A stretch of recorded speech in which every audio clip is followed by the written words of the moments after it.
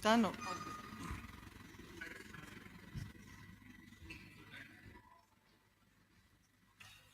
Yes, can you Sarah. hear me? Am I audible? Okay. Can you hear me? Is it fine if I don't bend over to the mic?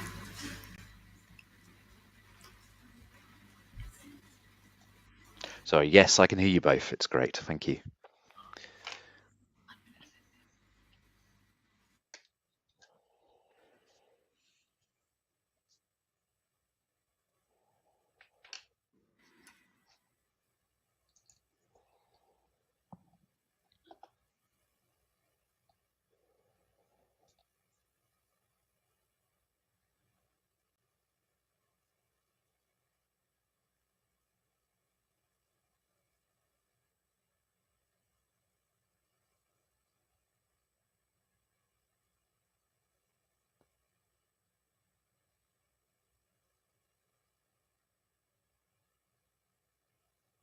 Timer का क्यों?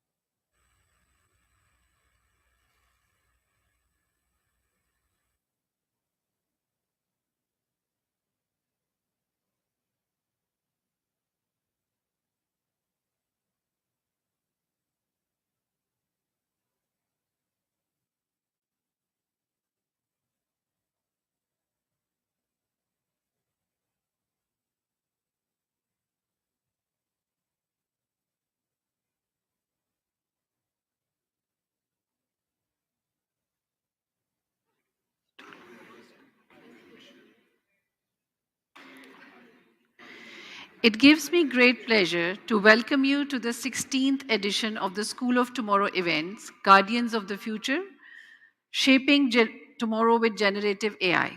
The non-profit SOT event series was launched by Beaconhouse in 2000 to engage global communities in conversations that shape the future of schools and societies. I would like to thank Google for Education, the lead sponsor for SOT 2023, and their partner TechBelly. Our titanium sponsor is UBL.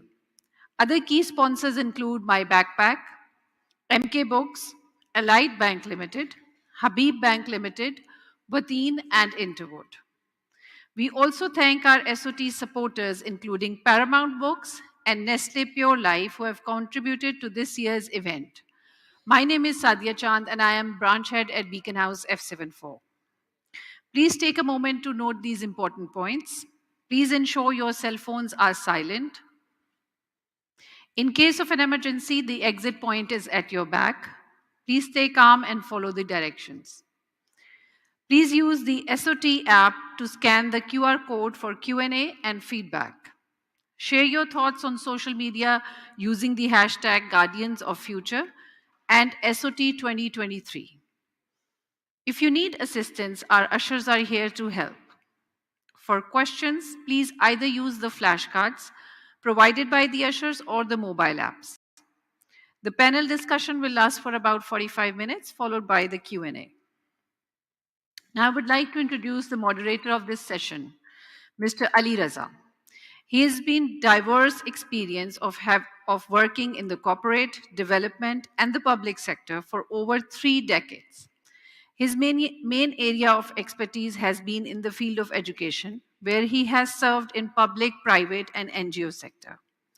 For more than 17 years, he has been an integral part of the larger school network, Beaconhouse, serving as the regional director for Pakistan and Malaysia, and a project director for the educators.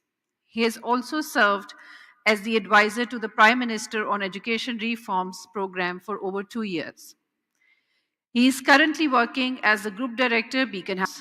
He is also member, Board of Governor, Punjab Curriculum and Textbook Board, and National Curriculum Council. Mr. Ali Raza, you're welcome on the stage.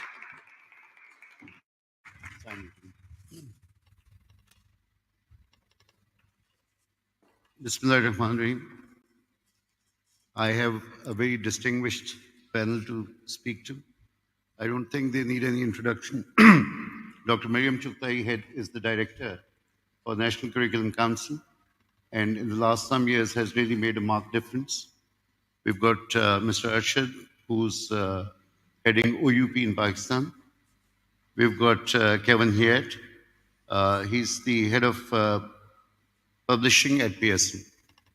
And then we have Sarah, our AI bot.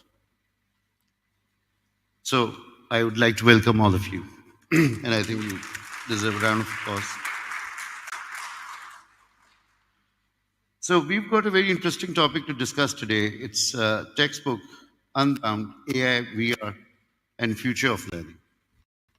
So traditional resources as textbooks, notes, etc., have always been part and parcel of our traditional teaching. These are used to gain conceptual clarity outlined in the curriculum. When the resources started to evolve, e-tech emerged and started to get integrated in all subjects. It was not easy for digital immigrants to integrate technology in their subject teaching. It was only after COVID that this apprehension was overcome by the teachers and they started to use technology in all types of schools. When I say all types of schools, I remember Educators, which is a low-fee private school in Pakistan, with more than 560 odd branches in 220 cities.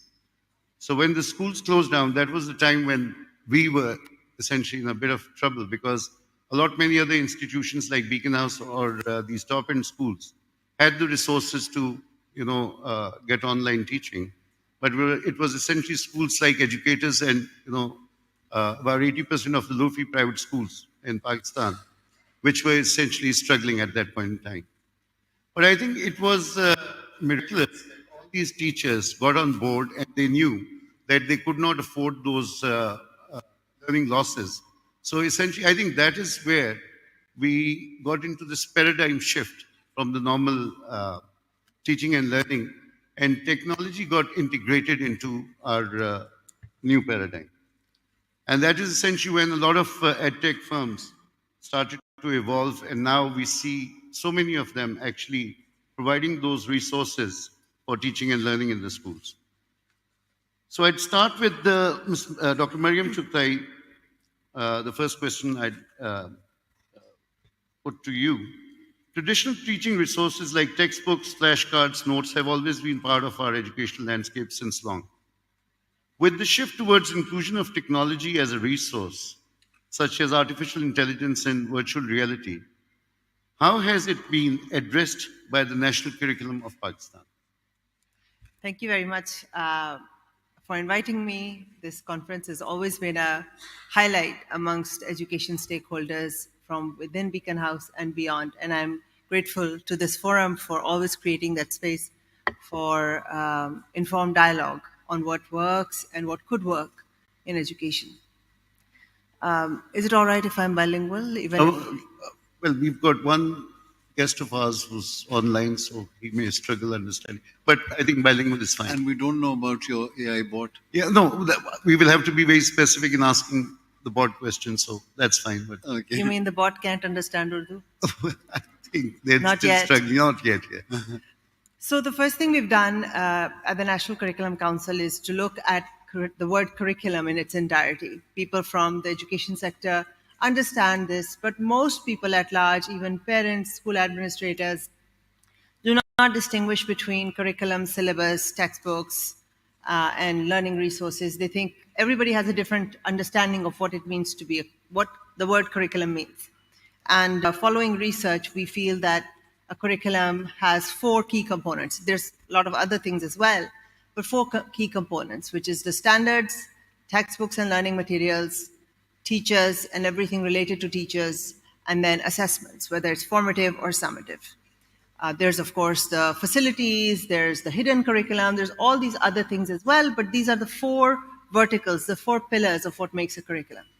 What the National Curriculum Council has done, to answer your question, is a very fundamental shift in what we make mandatory and what we leave for the context to decide, for the teacher to decide, for the student to decide in what their learning pathway is going to be.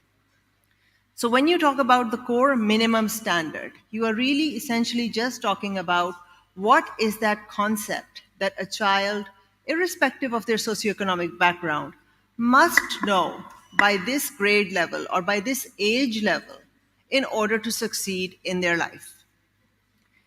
And everything else needs to be left flexible and diverse. If you don't do that, for instance, if you bring in a policy of a single textbook, that's one size fits all.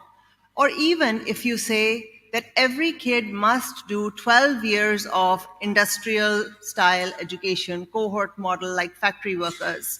Every teacher must have this lesson plan and follow it. Every school must follow this 12-month academic year. The more restrictions you add, the less space you create for actual learning to happen.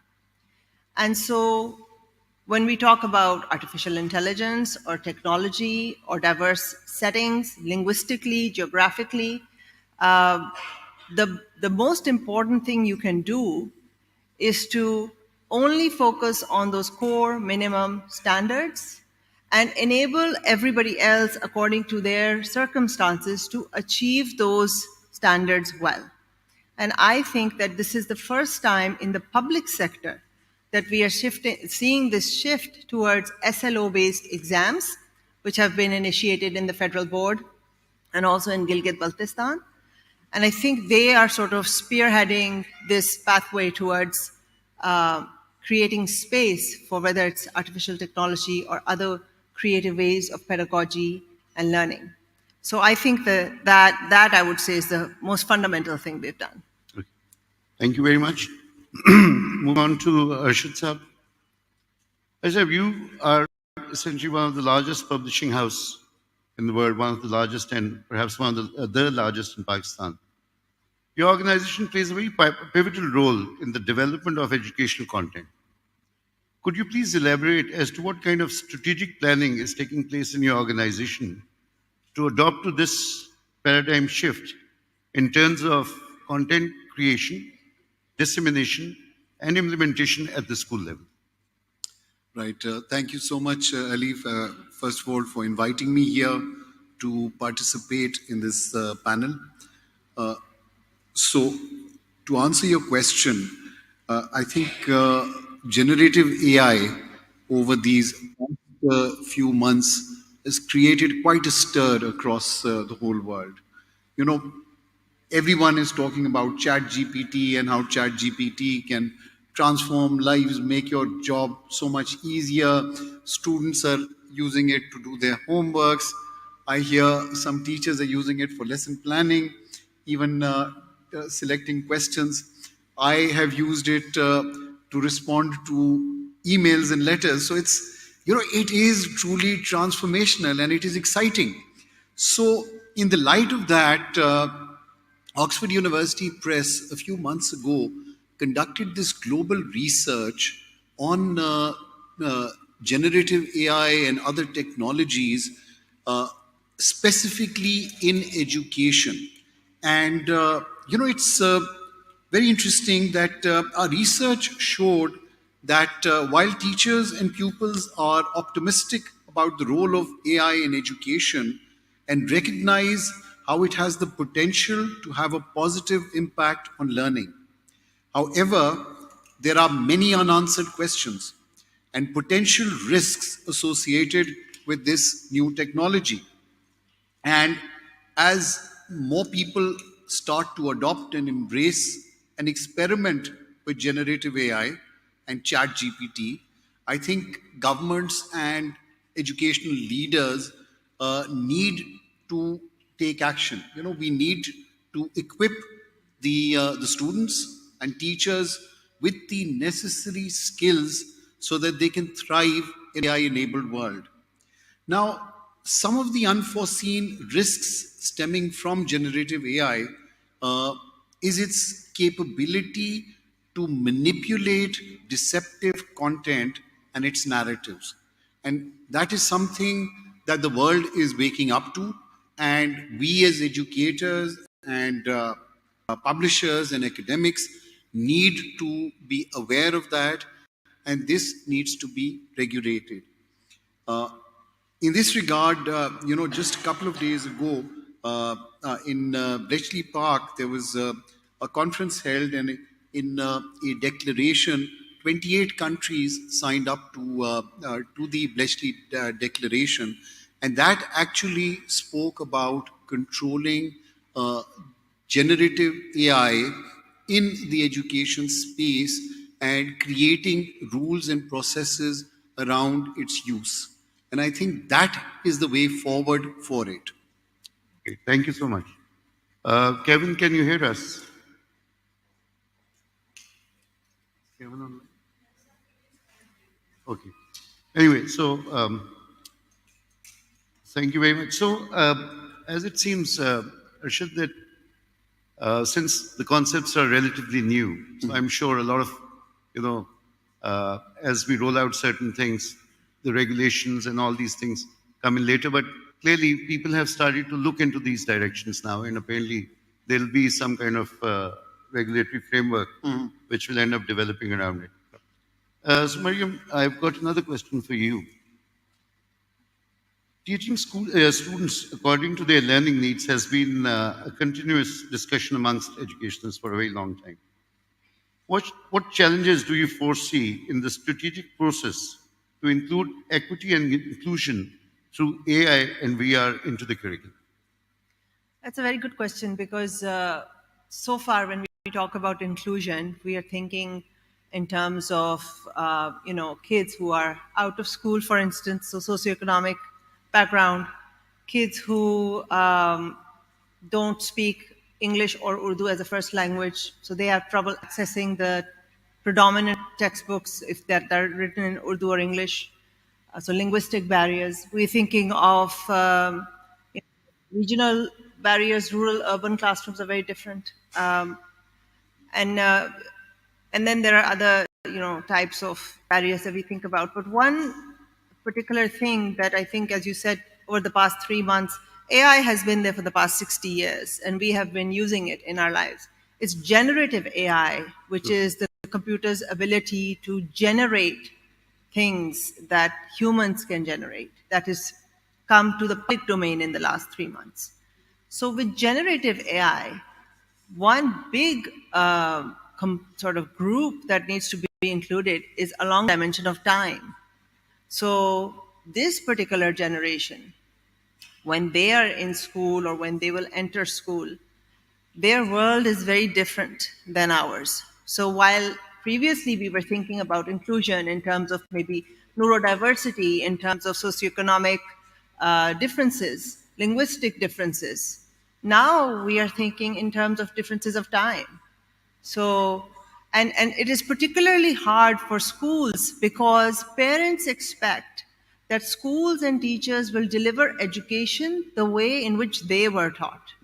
Their metrics of what is success is what they experienced when they were back in school. And that is so long ago in terms of technology. It is eons away.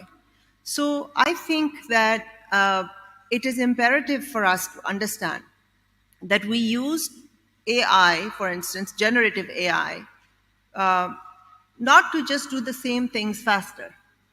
So I'm going to make a lesson plan. How about as Arshad Saab said, I'll use artificial intelligence to chat GPT to create a lesson plan. But for us to reimagine the purpose of a lesson plan. So when EdTech came about, the first thing people started doing was, or even in the pandemic mostly, was this exact same lecture just delivered online. Exact same thing, same textbook just scanned and put on the government website. That is not an effective use of technology. The equivalent would be that we had horses to get from one place to another, and we kept using technology to make a horse faster instead of inventing a car and then inventing a solar-powered car and then, a driverless car.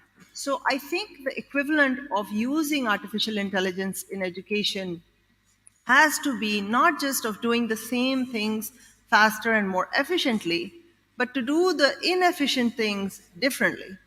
And I see it as a very promising time for education. Okay. Thank you so much. So Kevin, can you hear us?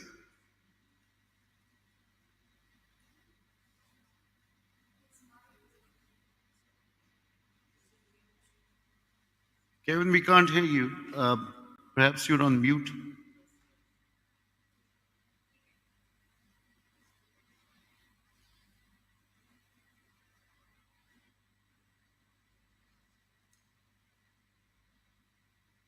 You'll have to unmute your mic.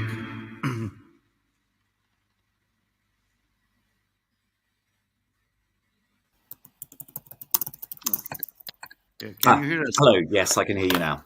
Great. So Kevin, welcome to our conference. Thank you.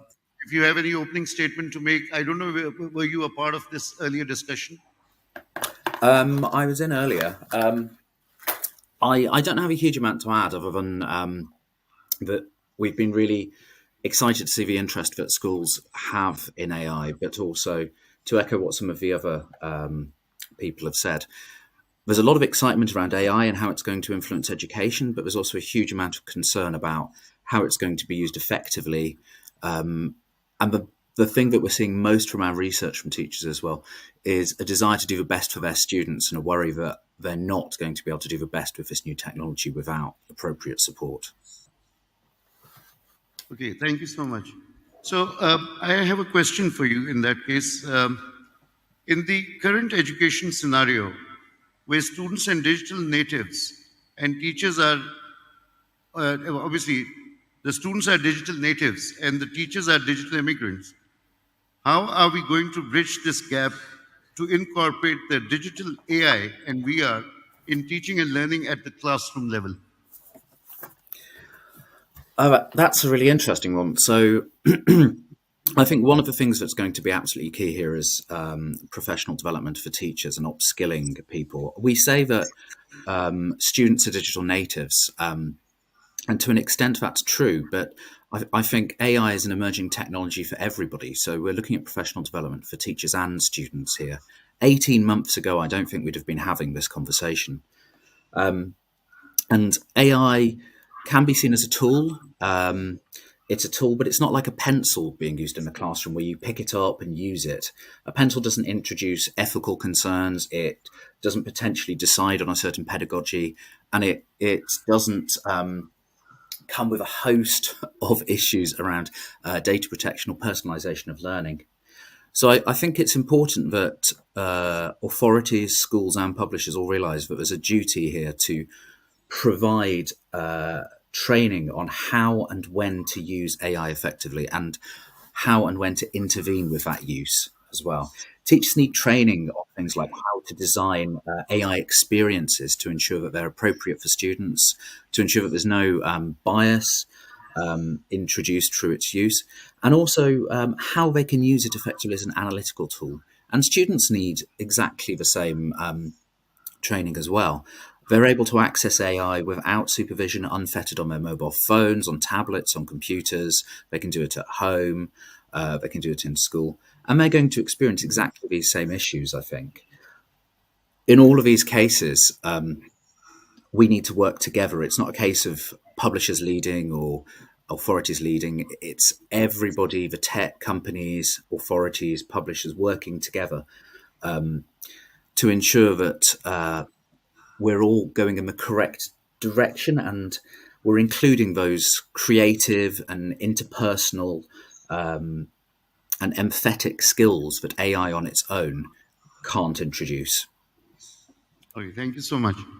Arshad sir, do you think that we will end up creating a cultural divide? I mean, because there are schools which can afford to have technology in the classroom, and then there are schools who obviously cannot afford. And like I said, 80% of our schools in the private sector fall in the category of low-fee private schools. So how do you foresee that? I mean, do you see a cultural divide there? So, as far as access to digital technology is concerned, digital globally is considered as the great equalizer, uh, providing access to content for people across the world, anytime, anywhere, and at the lowest possible cost. So, how do we bring it to the children of Pakistan? So while you are looking at schools and students not having access to uh, uh, the right kind of digital infrastructure, the another way of looking at it is that uh, as mobile technology improves and becomes more affordable and accessible, now you have children, you have people with low income also having access to smart devices, smartphones, for example. And with that, if we as content creators can provide content to those students, even do virtual classrooms, and through this technology of generative AI, and in sort of the student's learning process, the student can study at his pace in wherever he or she is, and uh, with all they need is a smartphone. So rather than creating a social divide, I think it is a great equalizer. It will enable more and more people to get access to better quality content and education than we've been able to in the past. Thank you so much. So, Dr. Mariam, do you think that the kind of situation we have in the public sector schools? Okay, so the private sector, obviously, because it tends to be very competitive, so they kind of, come to terms and they'll join the bandwagon. But with the public sector, you feel that we'll be able to, bridge this gap. How quickly or what kind of a timeline do you see in there? I'd like to tell you that in my experience with public school teachers, with the National Curriculum of Pakistan, we started this teacher training program. We wanted to pilot it first. And Sindh, of all provinces, which was our staunchest opponent, is now the first province to have notified the curriculum from early years up until 12th grade. So, and then they also came forth, and this was in the last government under Minister Sardar Shah. He gave us 3 pilot districts in Karachi, Hyderabad, and Sakkar, and said, show us what you can do. And taking inspiration from the private sector, and I must acknowledge how much effort and how much of a contribution the private sector has made in helping us get to this point. We developed the teacher training program, we delivered it on the ground, and it was a cascade model, very cost effective. We trained in small groups, and then we trained those people not just in the content, but also to be trainers. And they sort of trained further people. And we found that the further teachers that they trained were actually better off than the ones trained by those coming from Islamabad, because the context was very similar. So when we were talking about active listening, we brought in examples of how do you do active listening, but the PowerPoints that the teachers created talked about how did the Prophet, peace be upon him, demonstrated active listening. That example was more resonant with the public school teachers. And what we've done, as Arshad Saab was saying, that now everybody has a smartphone. Maybe your phone is more expensive than the one that a public school teacher in Sakkar district has, but they all have WhatsApp, and we've created a community of practice. A community of practice is a shared space where people in a horizontally integrated power structure come together to solve each other's problems. And in that community of practice, what we're finding is a lot of real life examples of teachers talking to one another and sharing examples of how in a low resource classroom with no power or no facilities, as you will, just tremendous ideas of using plants and wool and stones to get kids to understand the curriculum conceptually. So I understand that perhaps virtual reality is not today an option, but I will tell you this, that today rich kids have tablets and poor kids have teachers. In the future, poor kids will have tablets and the rich kids will have teachers. Interesting. Because a teacher is very, very valuable. Technology will replace those teachers who are unwilling to adapt their ways to the needs of their students. The technology will never replace the way a teacher can read the room for every single child. Where is this kid today? Even artificial intelligence has not caught up with that, because artificial intelligence is not perceptive to new knowledge being created right there. It learns from what it has seen to date, and it will keep learning better. But a human will always be ahead in that. And I think that that ability is intrinsic to being a human being.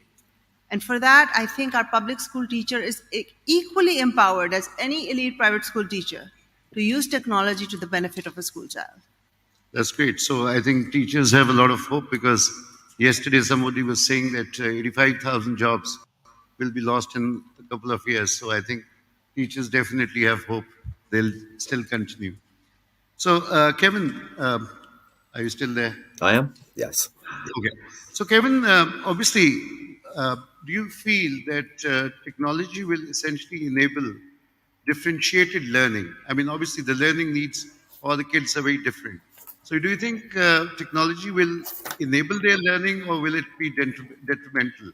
What is your opinion on that? I think my feeling is it has the capability to enable differentiation if it's used effectively. I think AI is very capable at doing things like analyzing trends and grades and learning styles across large groups quickly.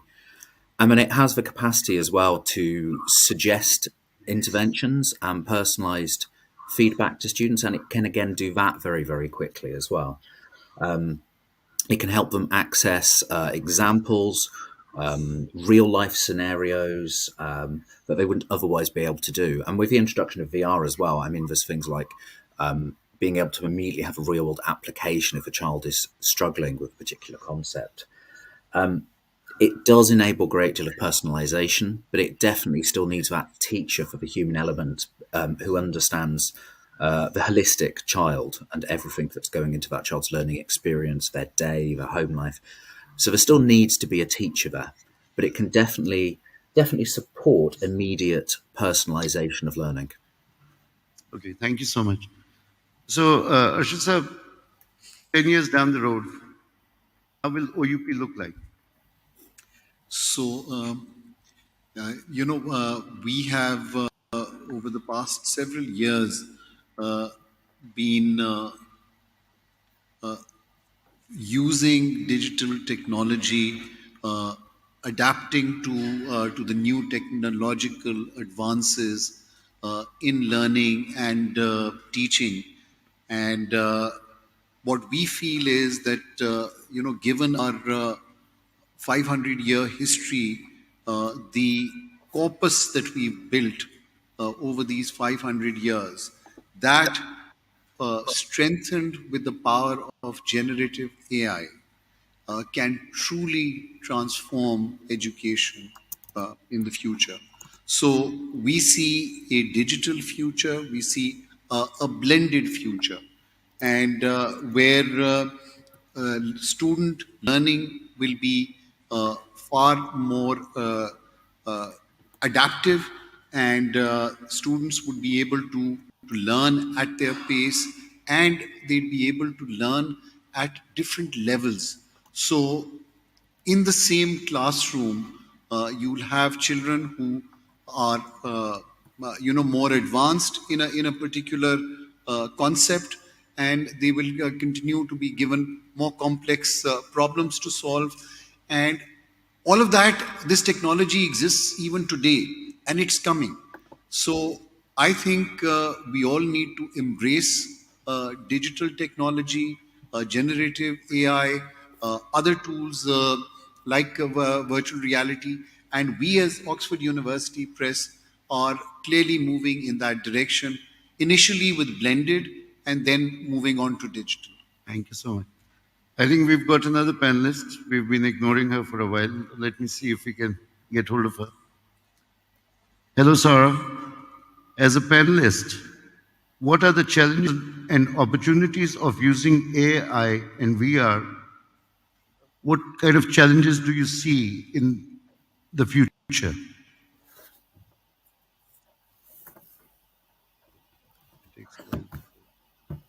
She's thinking.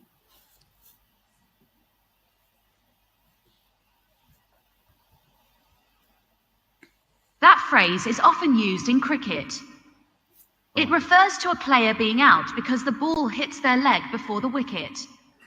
Interested in more sports lingo? Let me repeat the question, Sarah. As a panelist, what, in your opinion, is the future of textbooks and curriculum in the age of AI and VR?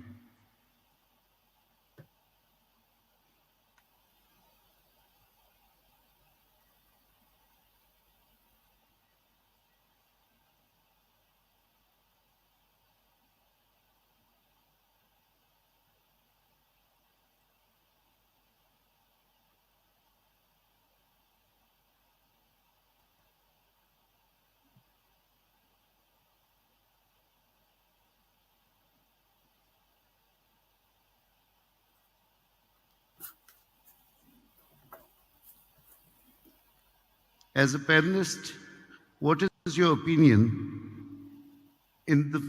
what is your opinion in the future of textbooks and curriculum in the age of AI and VR?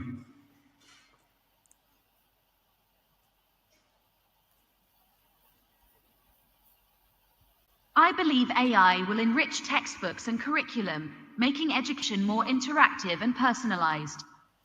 How do you envision AI in education?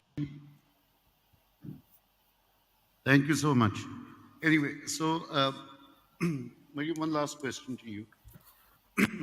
Obviously, I mean, one of the questions we face is that there'll be a cultural divide between the public sector schools and the private sector schools.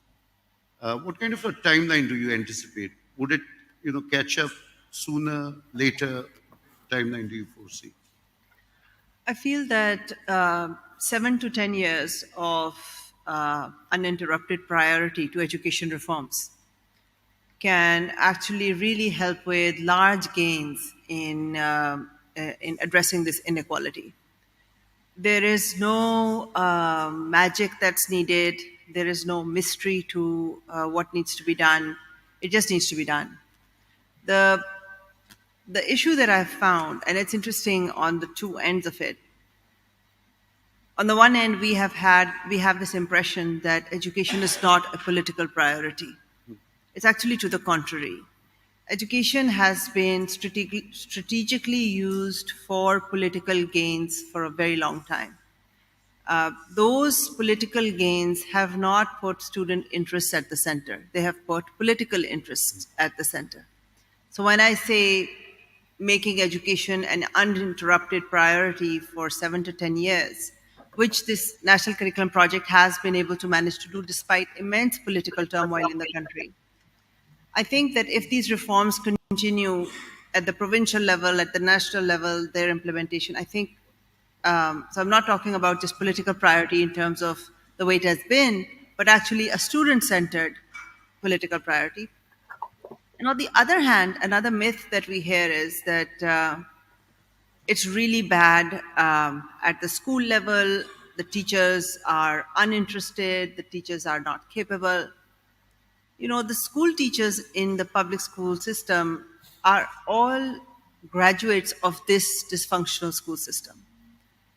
And but that does not mean that they are incapable or unwilling to unlearn and relearn.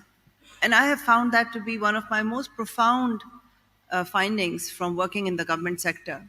That once you get past the hard crust of bureaucracy and politics, underneath, whether it is the person who's making the board exam, who's writing, or the person who's checking the exam, or the school teacher, or the textbook author that is forced to plagiarize off the internet, or the textbook board reviewer that has absolutely no training on how to evaluate a textbook before giving an NOC, each one of them is profoundly committed to understanding how they can do their job better. But we constantly look at them as the problem. They are the solution. And I feel if we can make these two pivots, where education is a political priority with the student at the center, and we stop looking at the other as the problem, but rather we look at the other, and it works both ways. The public sector needs to stop looking at the private sector as some mafia. It is an ally. It is a very, very precious ally, because in Pakistan, with Pakistani teachers, with Pakistani students, it is producing students that are going to the best of universities. So this boundary between this lack of trust and inability to look at each other as allies, I think if we can do these 2 or 3 things, I anticipate that in another 7 to 10 years, you will see a marked difference in education. No, I totally agree. I've had the chance to work with the government, and every time, I used to tell them that we've got such amazing success stories all around us that we don't have to import a program from Africa or somewhere. There are some amazing, even in the low-fee private schools, Yes. we've got some amazing success stories. All we have to do is to elaborate and learn. I mean, that's really how it is. How much time do I have? So, any closing remarks that you want to? G. So I think Dr. Mariam raised a very important point, and just elaborating on that from the private sector, from the publishing sector. So clearly, the private sector, be it private schools, private publishers, we're all stakeholders in improving the quality of education for our children in Pakistan. And towards that end, if we can all work together as allies, not as adversaries, I think that is the real solution. And Dr. Mariam very rightly pointed out that, uh, while we feel that people in government or the regulators, be they the textbook boards The reviewers there are not properly trained, but then we need to work with them to improve their level of understanding, and so that people are equipped with the necessary tools to assess and regulate better. Having said that, I would also like to build on another point that uh, uh, Dr. Mariam had mentioned earlier, and that was regarding the intent of the national curriculum policy that was rolled out and the national curriculum of Pakistan. So, between the intent and the execution, there are still a lot of challenges. And for obvious reasons, we know that education being a provincial subject, provinces all need to sign up to it. And if we are to look at the current situation, so in Punjab, they have not as yet notified the 2022 changes to the primary curriculum. The 9 to 12 curriculum has not been notified.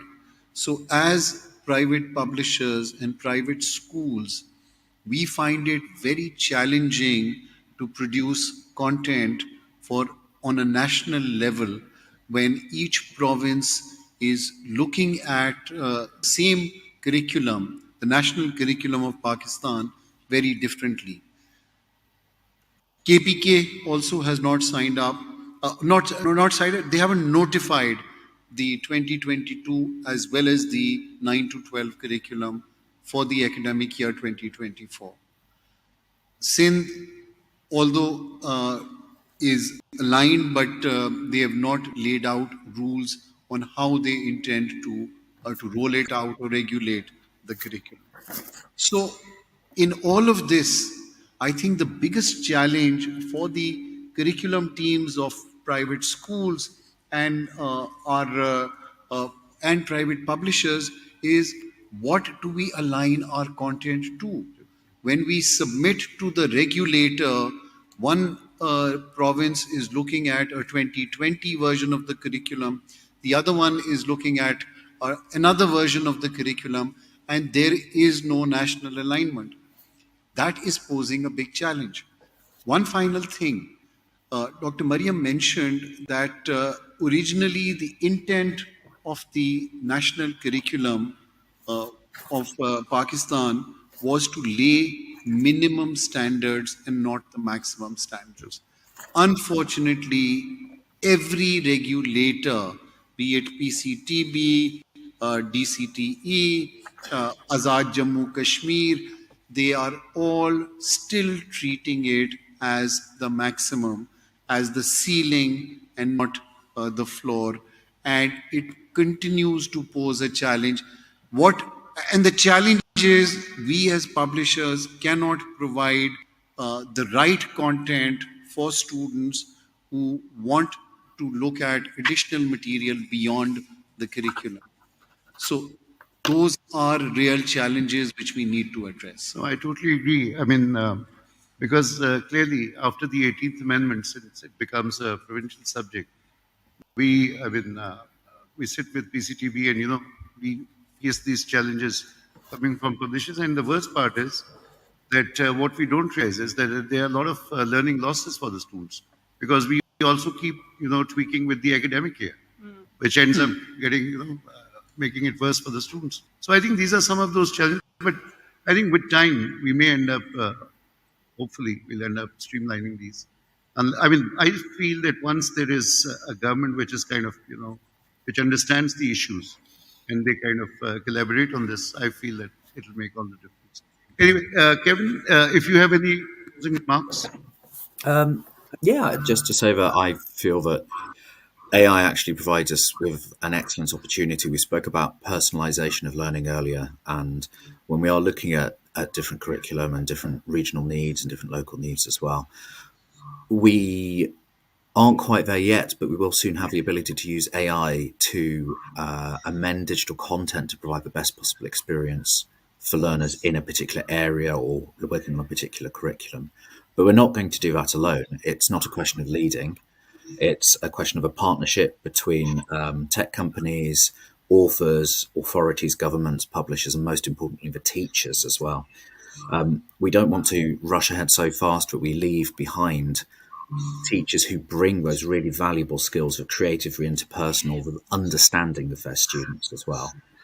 And we want to bring them with us and help them see how AI can help them do the absolute best for their students. Anyway, thank you so much. Mariam, any closing remarks? Thank you. I want to echo what Arshad Saab said, because those are excellent examples in what I was saying before he spoke.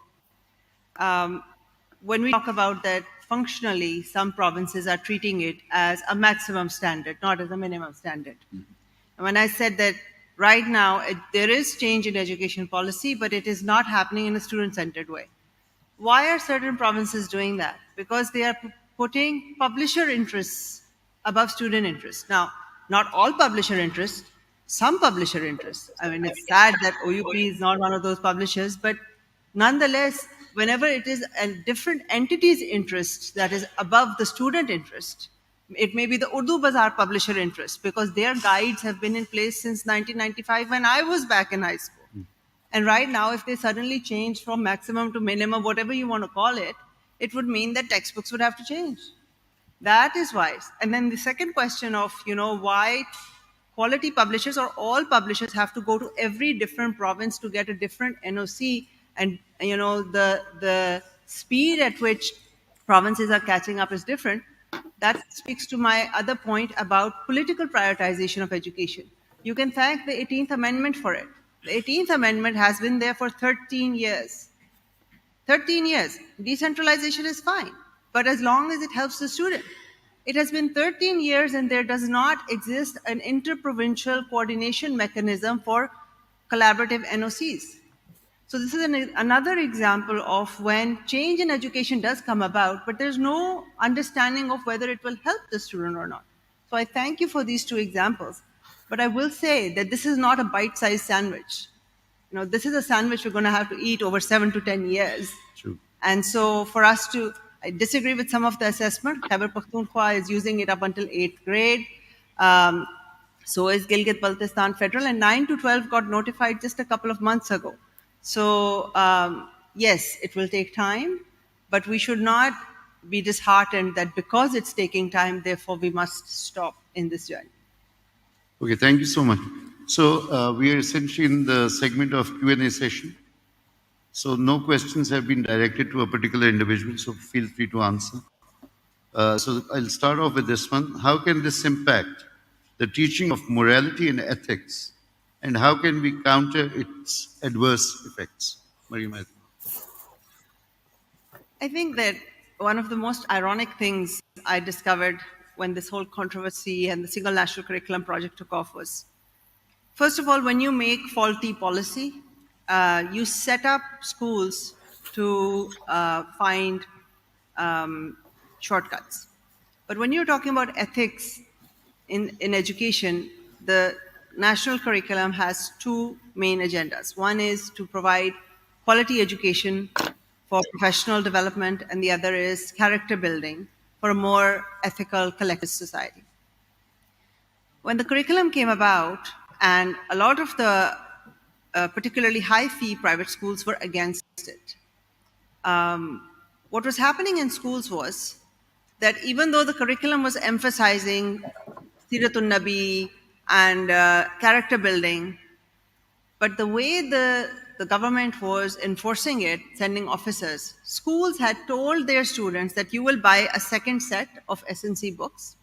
When the inspector comes, we will put these books on your desk. We will give him 30,000 rupees in bribe. And then when he leaves, we will use our own. What kind of character? This is the hidden curriculum. It doesn't matter if that textbook includes all kinds of stories about how you ought to be a good citizen and how you got to speak. Your teacher, your school, your parent, your class fellows, everybody is modeling unethical behavior.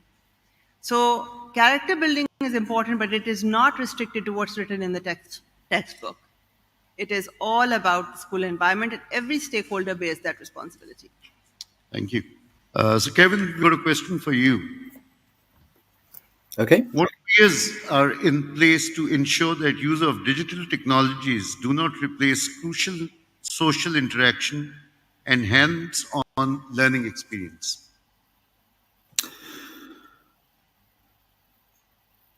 That's a really interesting question. I mean, we can't intervene directly or mandate how people use it. All we can do is guide. We are developing Pearson are developing professional development courses at the moment around AI, and a big chunk of that is AI ethics, and ensuring that people do realise the risks that are inherent here. I think it can just, I used earlier the example of comparing AI to a pencil. The danger is that we do treat it the same, and it's not the same. There needs to be a code of ethics agreed, ideally internationally, but nationally, regionally, and within a school as well. Much as we'd agree behaviour policies within a school, which fall within a framework of laws and ethics within a country. People and publishers need to be really clear and transparent about how and when we use AI as well. People need to know what it actually does and what data it collects. And honestly, I don't want to fearmonger here, but people do need to understand the data that's collected, and that needs to be transparent, and people need to have the opportunity to check it and to delete it. And there needs to be a human element as well there. AI is still at the point where it's going to make decisions that perhaps don't always think about the people involved and the human element. It needs human auditing to ensure that there's no discrimination or bias developed in an AI as well. So that's really my answer, is that we can't mandate it. All we can do is help educate people around the risks and how to manage them, so it's used as an effective tool. Thank you so much. Ashish, how can schools collaborate with technology developers and obviously publishers like yourself to establish and uphold these standards, to uphold the standards? So, as I said in my opening remarks, governments, institutions, technology developers, and schools all need to collaborate, sit together, lay down a set of rules and processes that this is how we want to use generative AI. This is how we want to incorporate this technology into your learning. And this is going to be a worldwide challenge for every country. And every country is looking at developing the right kind of rules and regulations to regulate the using of generative AI into education. Thank you so much. Mariam, what measures can be taken to support educators in adapting to the challenges educational landscape influenced by AI and VR? I think you've already kind of addressed this question, but if you want to elaborate on this. Well, I will say that I was at a different panel some time ago, and they were saying, one of the respected co-panelists was saying that this generation is going to be lazy because they will not, write the essay. We have become lazy because we use these apps instead of memorizing. I gave this example that when writing was invented for the first time, Socrates said that this is going to make us lazy because we're not going to remember things anymore. So I think my parting thoughts to all educators present would be that you must remember that your students are not lazy, they are different. And your success is whether you can adapt to their world and reach out to them.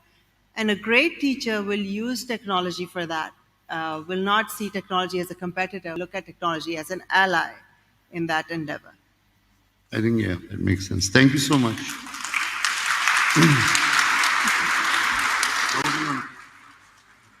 Anyway, thank you so much for such a distinguished panel to find time to be present for this session. I would like to thank the audience for being extremely patient. And I think we need to give a clap, a big hand to all the panelists. But before we go, I think one of the points that Mariam made makes a lot of sense, that we all will have a job in the years to come. Thank you so much.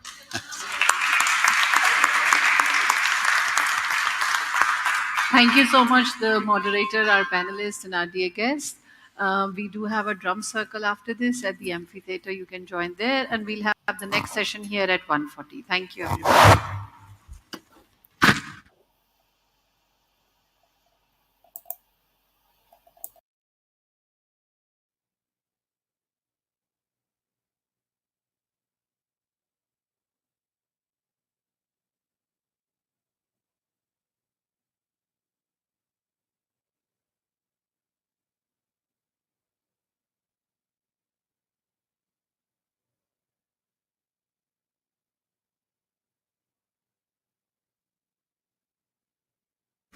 Hello.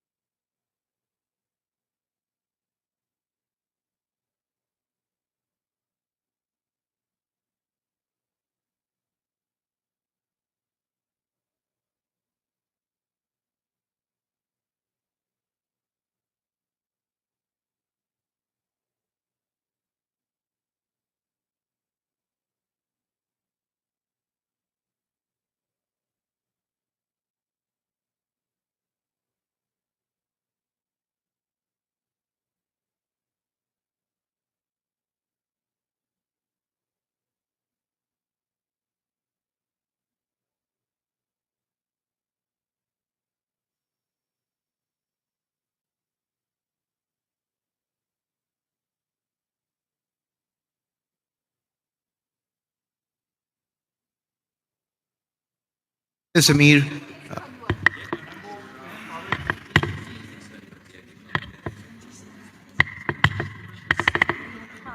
Alyssa is a female given name of Greek origin. It means rational or wise. Do you know anyone named Alyssa?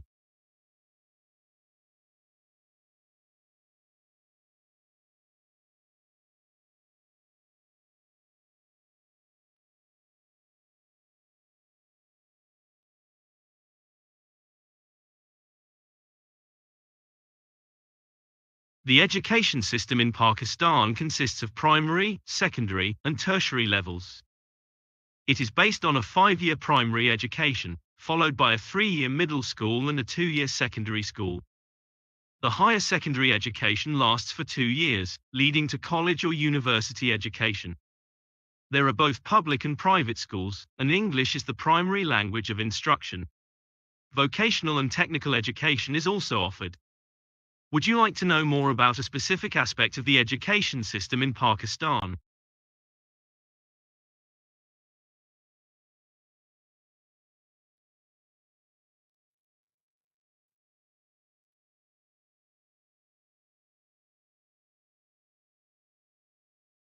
As an AI, I believe that technology can complement and enhance the role of teachers, but it cannot fully replace them. Teachers bring a human touch, empathy, and personalized guidance that AI cannot replicate. However, AI can assist in tasks like grading, providing personalized feedback, or offering additional resources. What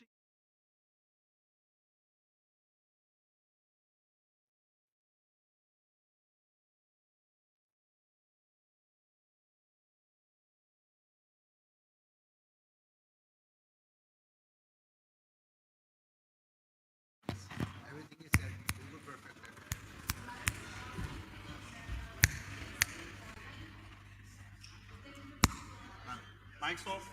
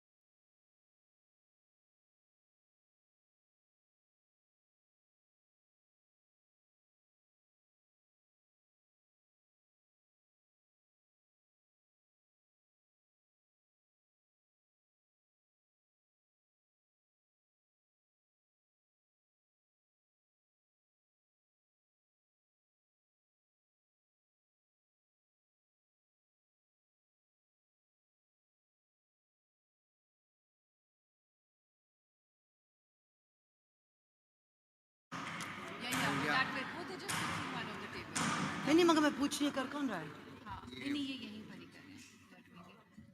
Okay, so blinking mean mute as Yeah, yeah, I know. आपने काफी इसमें practice already की हुई है. तो जैसे ही आपने इसको बस क्लिक करके छोड़ देना, वो अनम्यूट हो जाएगा. मैं क्वेश्चन पूछना है और फिर आपने इसको question short script to the point clear कीजिएगा. आपने जैसे प्रैक्टिस की है 2-3 अपने क्वेश्चंस पूछने हैं, देन हम इसको जो है इससे मेटावर्स नहीं बोला जाता ना, ये प्रॉब्लम है. मेटावर्स मैं अभी लिख रहा हूं, रुकें. मैंने इसको बड़ी कोशिश की थी. नहीं, जब मैं इसको मेटावर्स कहती हूँ, ये आगे से मुझे नेदरवर्ल्ड कहती है. नहीं ये समीर है. समीर मैंने तो प्रैक्टिस है तो सेम ना. अभी जो सेम ही मैंने तो नादिया के साथ आप मेटावर्स वाले क्वेश्चन पूछें जरा, मैं देखता हूं. समीर है ना उसका नाम. समीर है बिल्कुल. मगर मैं समीर कहूंगी नहीं, वरना वो और भी कंफ्यूज हो जाते हैं. ठीक है. How might the digital curation in the metaverse differ from our complement traditional art curation? उसको नहीं समझ आनी इसकी इतना मुश्किल क्वेश्चन है उसने मुझे बना के दिया ठीक है In the metaverse, digital curation of art may involve showcasing and organizing virtual artworks, immersive ठीक है experiences, and interactive installations. It offers unique opportunities for artists to experiment with new mediums and engage audiences in novel ways. Traditional art curation focuses on physical exhibitions and preserving tangible artworks. Both forms of curation aim to curate meaningful experiences for viewers, but they differ. मेरी audience सारा question सुन लेंगी all good don't worry thank you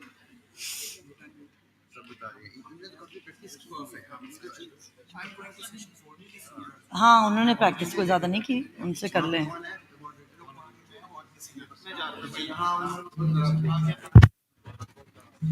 इसको ये तो आपका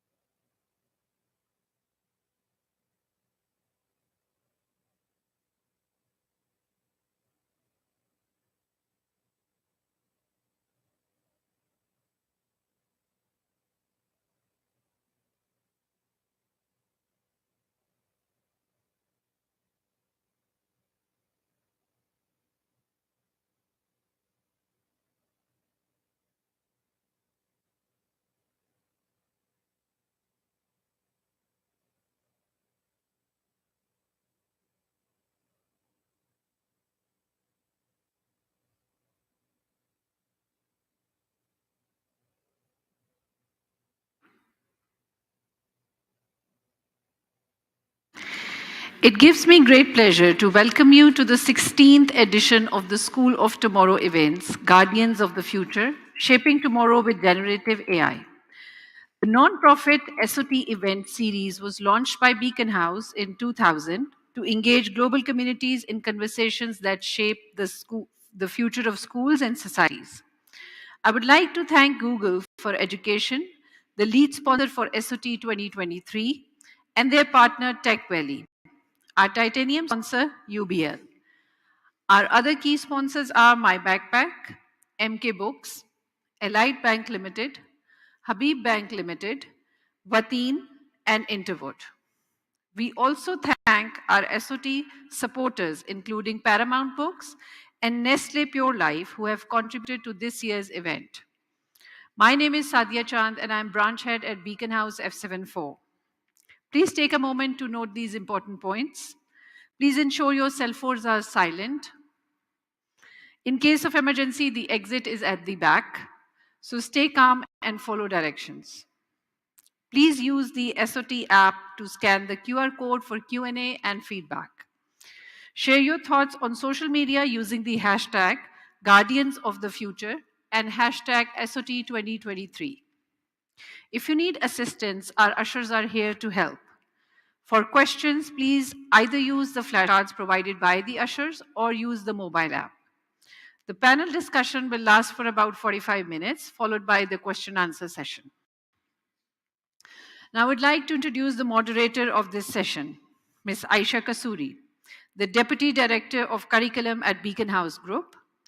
She has had the most substantial influence on the growth of young minds. With over 25 years of experience, Ms. Aisha has been a driving force in shaping the minds of the youth in Pakistan and Asia. She's not only crafted a clear vision of these young minds, but has also brought it to life through innovative projects like Leo's Workshop and TNS at Lahore. Aisha's contribution to modernizing education, particularly through the programs like International Vernaculate, have been invaluable. Without further delay, the visionary and brilliant moderator of this session, Ms. Aisha Kasuri. Please.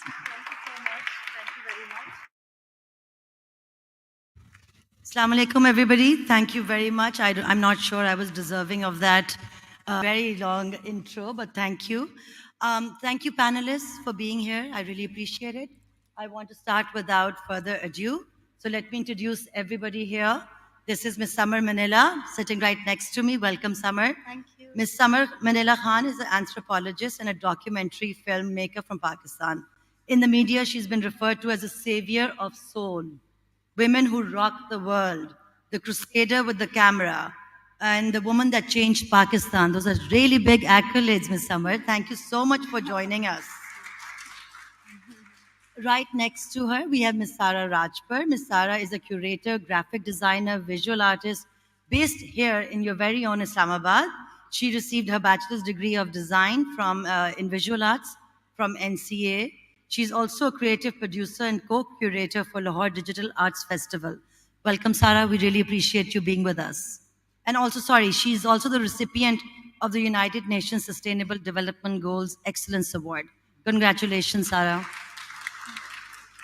And then there's Mr. Rashid Rana. I don't think anybody needs an introduction. He's done some wonderful work upstairs.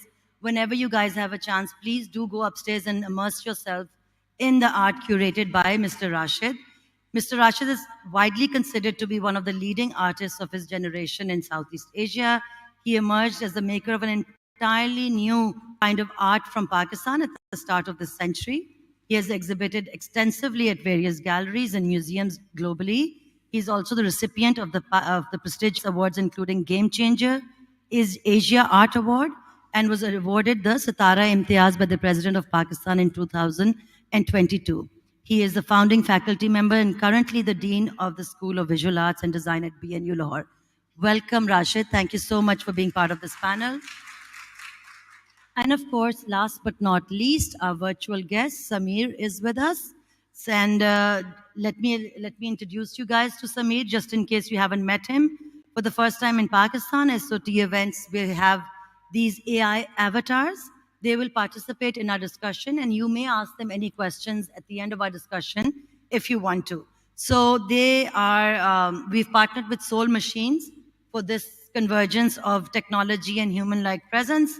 So let's see if we can get some exciting and dynamic answers from Samir. So let's delve into this. As an educator, I have always maintained that content is very easily and readily available. Content is at the tip of your fingers, what they call now the black mirror, your phone. It has a world full of wealth of knowledge. But it's the skills, right? It's the skills that we need. And one of the major skills that we talk about is creativity. And a lot of the discussion that we have is whether creativity can be taught or whether creativity is something that a person is born with. So let's start with there, and then we'll take the conversation into the metaverse. So Samar, can I start with you? Sure, Aisha. Is this working? Yes, it is.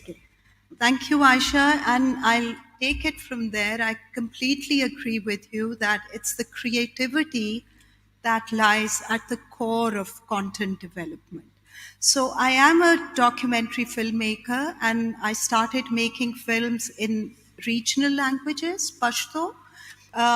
And the entire process was tedious. You need resources, you need people to be on board. But I think with Metaverse, I see this ray of hope that it's going to evolve into a decentralized, democratic, a more inclusive medium for so many talented people to use who haven't had the access to resources in the past. So I am pretty positive when it comes to metaverse in the area of art and film. And I've started working, at least trying different forms of voiceovers for my documentary filmmaking, and we know that it's improving, it's evolving. They've already introduced voices that are empathetic, so that's how it is going to improve. And then as an anthropologist, I've been using cultural tools because as an anthropologist, most of my work is focused around content that is culturally relevant. So I've been working with the truck artists, and I introduced this concept of moving billboards, where I worked with the local truck artists and asked them if they could start painting the images of happy, powered girls with books in their hands, with messages like Ilm Roshni Hai. And these trucks are moving from one part of Pakistan to another. But again, I was trying to target a particular audience. But now this particular form of cultural tool has reached a global audience thanks to Metaverse, because recently it was curated. I helped curate it with Google Arts and Culture and another artist in New York. And it was exhibited at the UN General Assembly recently in New York as one of the best examples from around the world. Yes, I saw because that. of the innovation. So innovation, creativity, authenticity, that will always remain as a priority. So I think that we have to. So you're saying that the human mind will continue to be creative and the Absolutely. metaverse will just help with access. Absolutely. All right. Sarah, may I ask you the same question? Let me just word it again. Is the metaverse reshaping our traditional understanding and engagement with art, museums, and galleries? Definitely. I think the power of the metaverse is really transforming the way that we experience art, because now it's more accessible to anyone from any part of the world that can, access that. So I think definitely it's changing how we see the art experience, but I think it's also important to mention, the negative aspects of the metaverse. There are dozens of positives, as we know: connectivity, social interaction, collaboration. But I think we should also consider the negative effects of, just being online for so long, how it affects your mental health. There are studies right now that show how, being online and being in the metaverse can affect your mental health in the way that, some people experience psychosis. They can't really tell the difference between the metaverse, the physical world, and the virtual world. So because the concept of the metaverse is also very new, these studies are ongoing right now. So the data, is being compiled right now. So mental health was one of them. There are also some cases of, bullying and sexual harassment that we've seen in the metaverse as well. So I think with all the positives that we have in the metaverse and how, it's changing the landscape of art, we also need to see how it affects, our physical self and our mental health as well.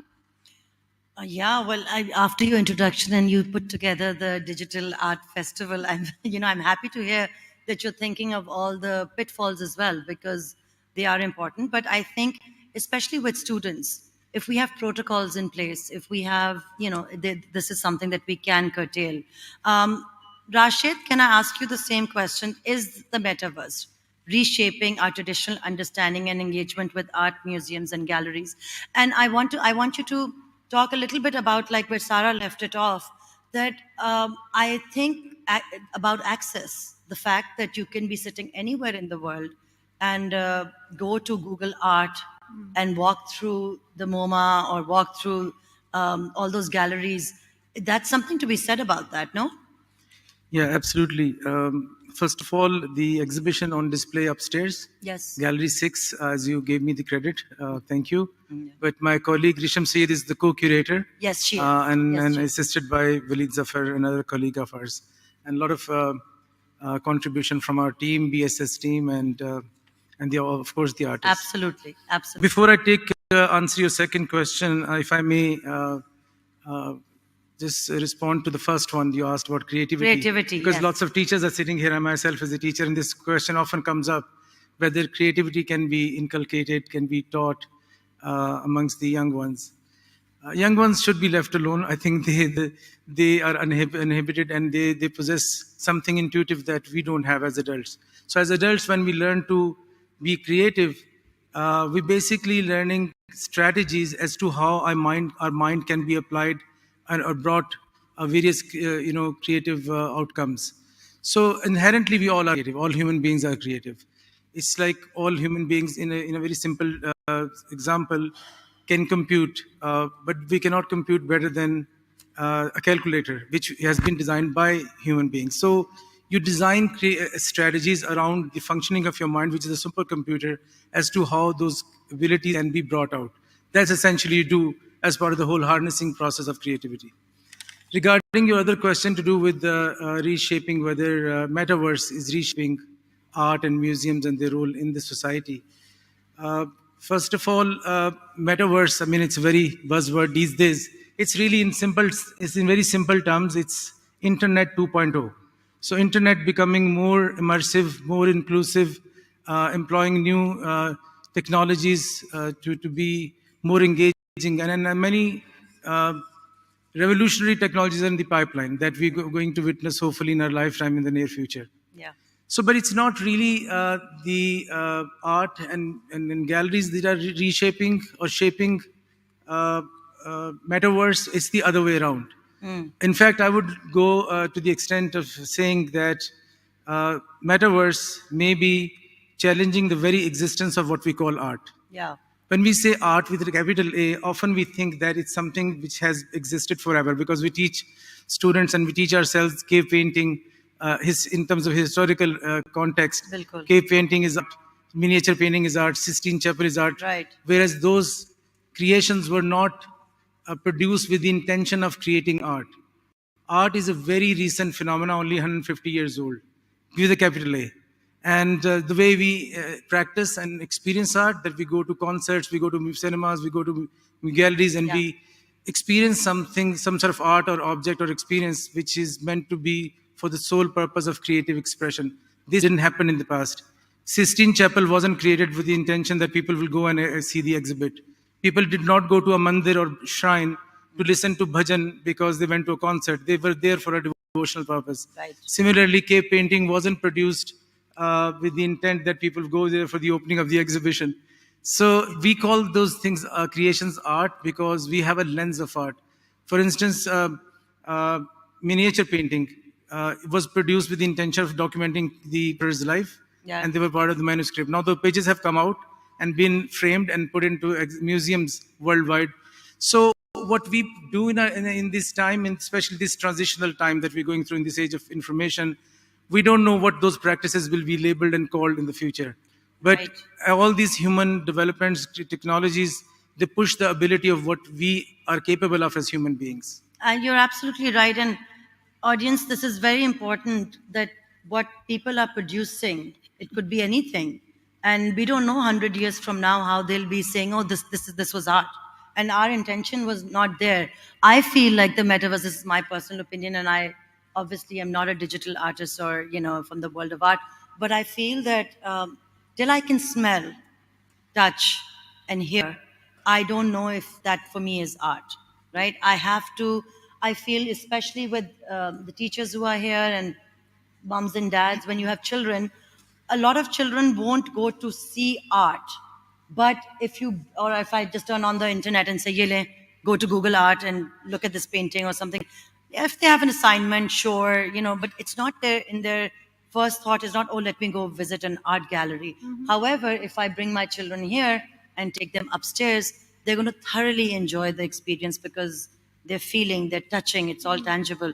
So what about that? With the world currently going where it is, we know the smog situation in Pakistan.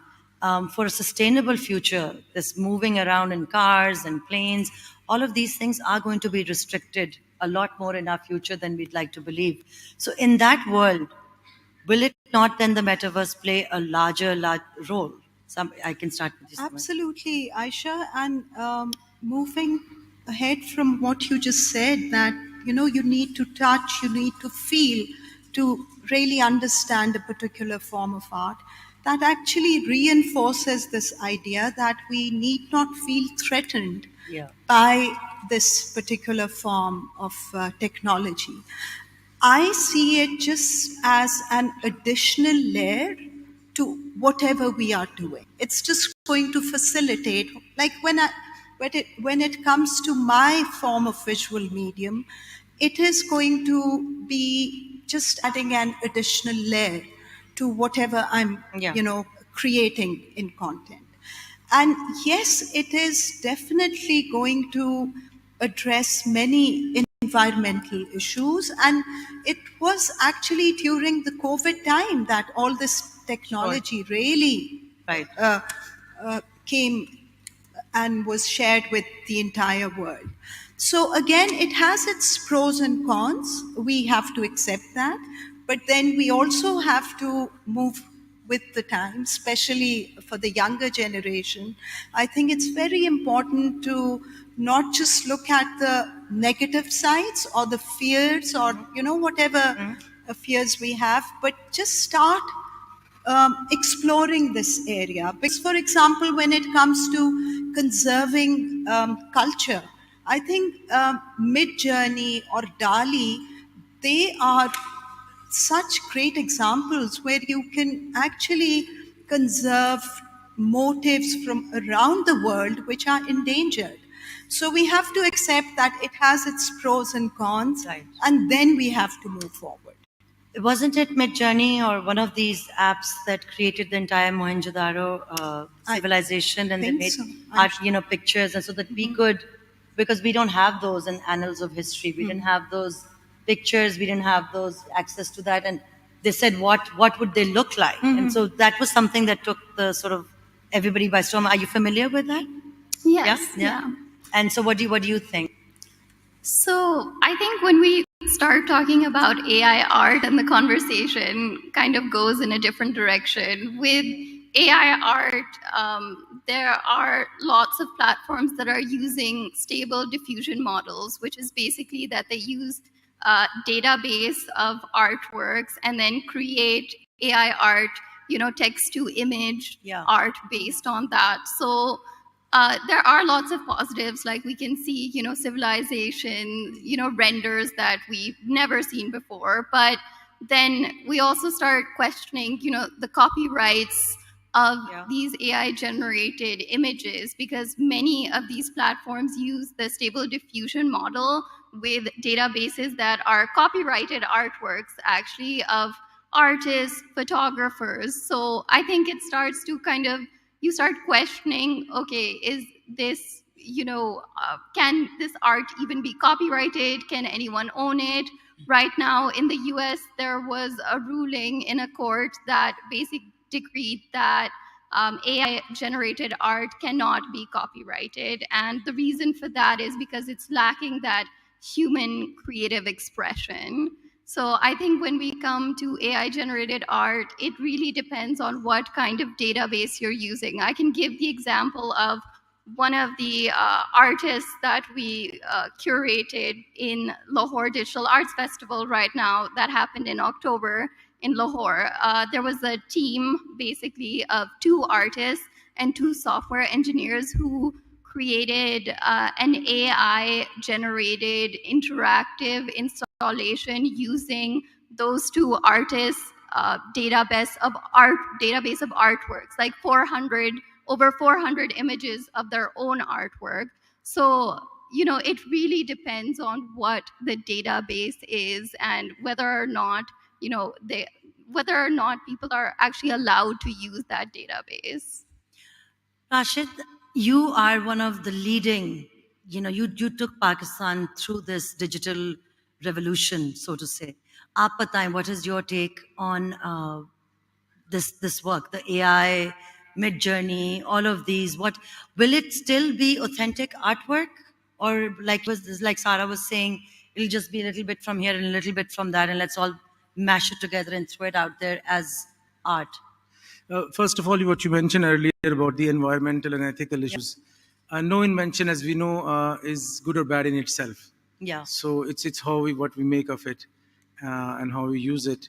But essentially, all its invention being extensions of our body are liberating, and they provide us something new, a new freedom.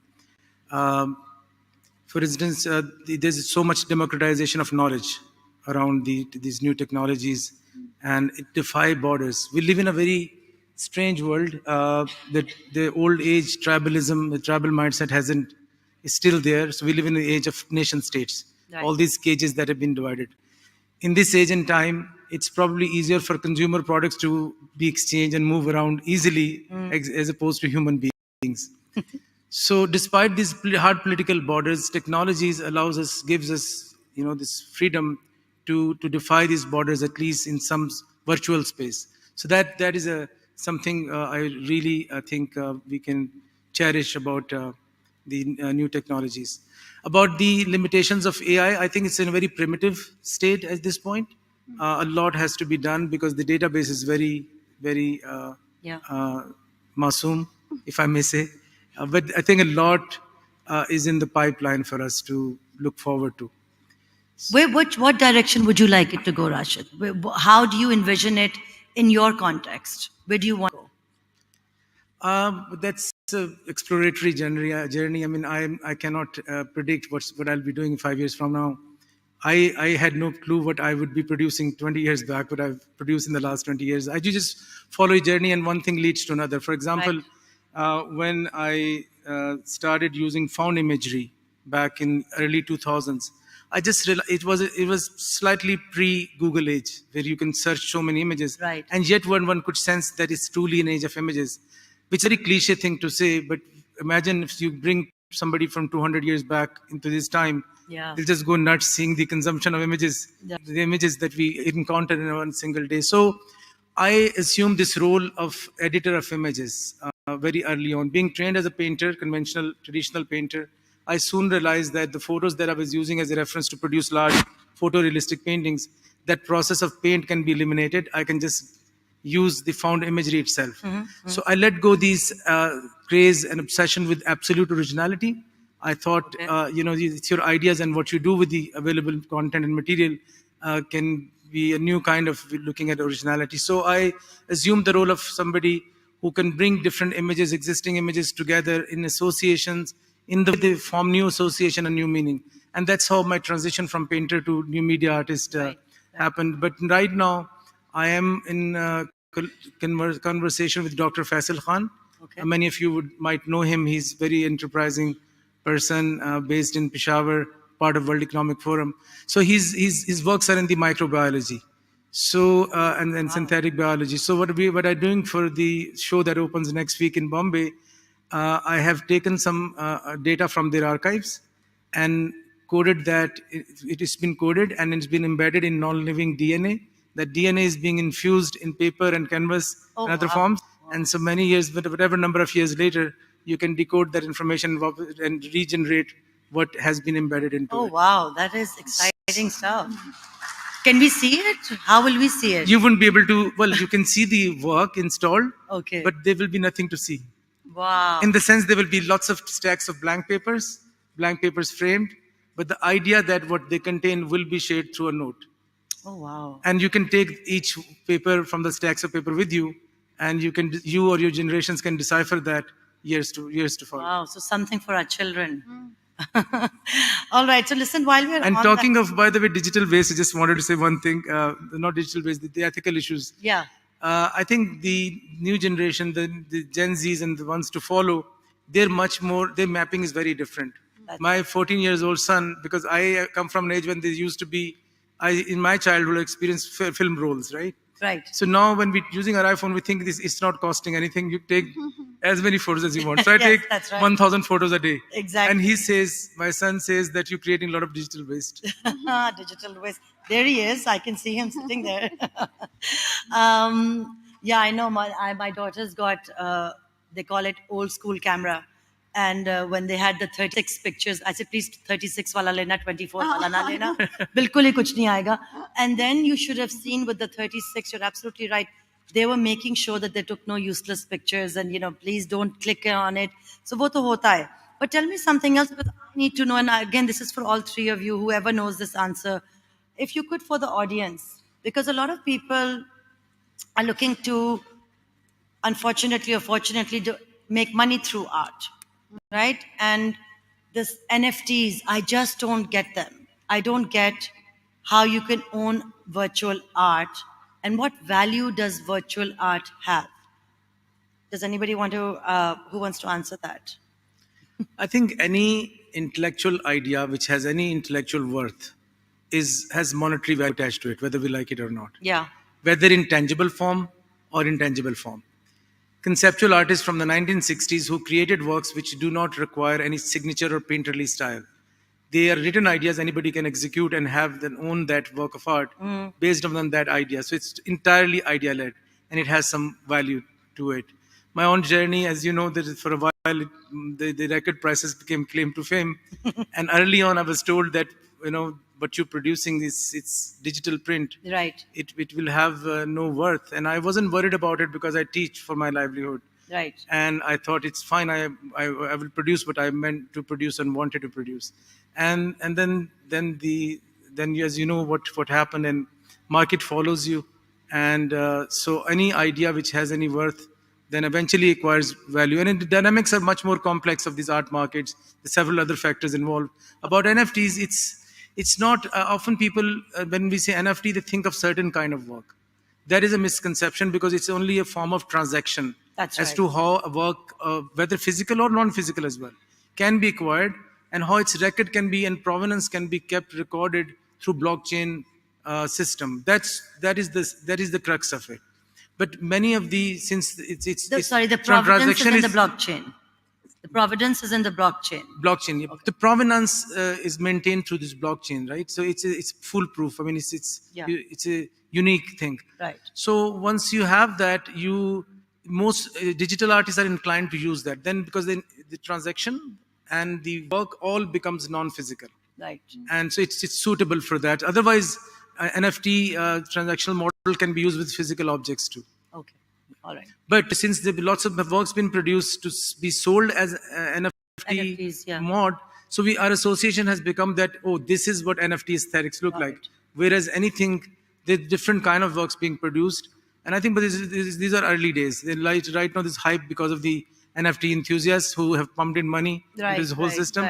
But soon it'll settle down, and I think we'll have a whole disciplinary history around the practices will emerge and will be written, and some critical theory will emerge around these practices. These protocols. Sarah, you wanted to say? I'd like to add a bit about, you were saying the value of art, specifically digitally. So I think there's this misconception, especially in Pakistan, because there's not a lot of exposure about digital art, that, digital art is valued less because it's made digitally.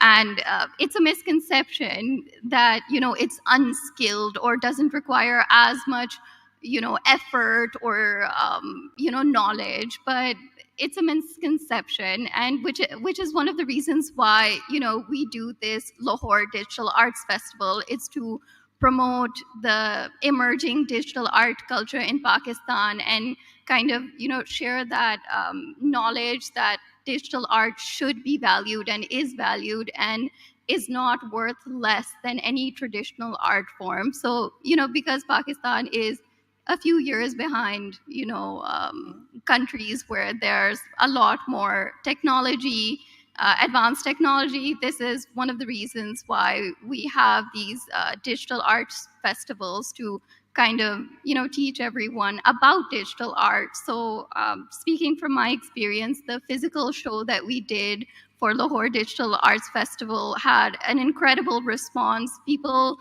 Thousands of people came to the show. It was in 9 venues in Lahore, and a lot of our feedback was about how different and new it was, whereas this kind of art is very common to see abroad. So I think another issue is that art galleries in Pakistan don't really support viewing digital art that much because it requires more resources like screens, like projectors that can become really costly. So I think it would be great if, we as a creative community or just as, a community start to support our digital artists and see that it is valued art as well. And another question around the longevity of digital works, because we hold more value in the physicality of the painting, and that is permanent and is forever, which is not the case, and it can be on fire and then you will lose it. Right. If you have acquired an artist's work, digital print, let's say, so it's the authenticity certificate which matters, because then work can be reproduced even later on. This is an amazing Satkan we have here on display. There will be challenges around the longevity in over 100 years' time, how this will survive. But this digitized version will probably be for forever in the relative sense. We were having such an interesting conversation that I completely forgot about poor Samir waiting for us to ask him a question.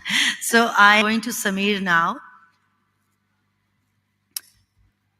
How do we address issues concerning representation and equity, ensuring that the metaverse does not become an exclusive domain, but rather an inclusive platform for all artists and art enthusiasts?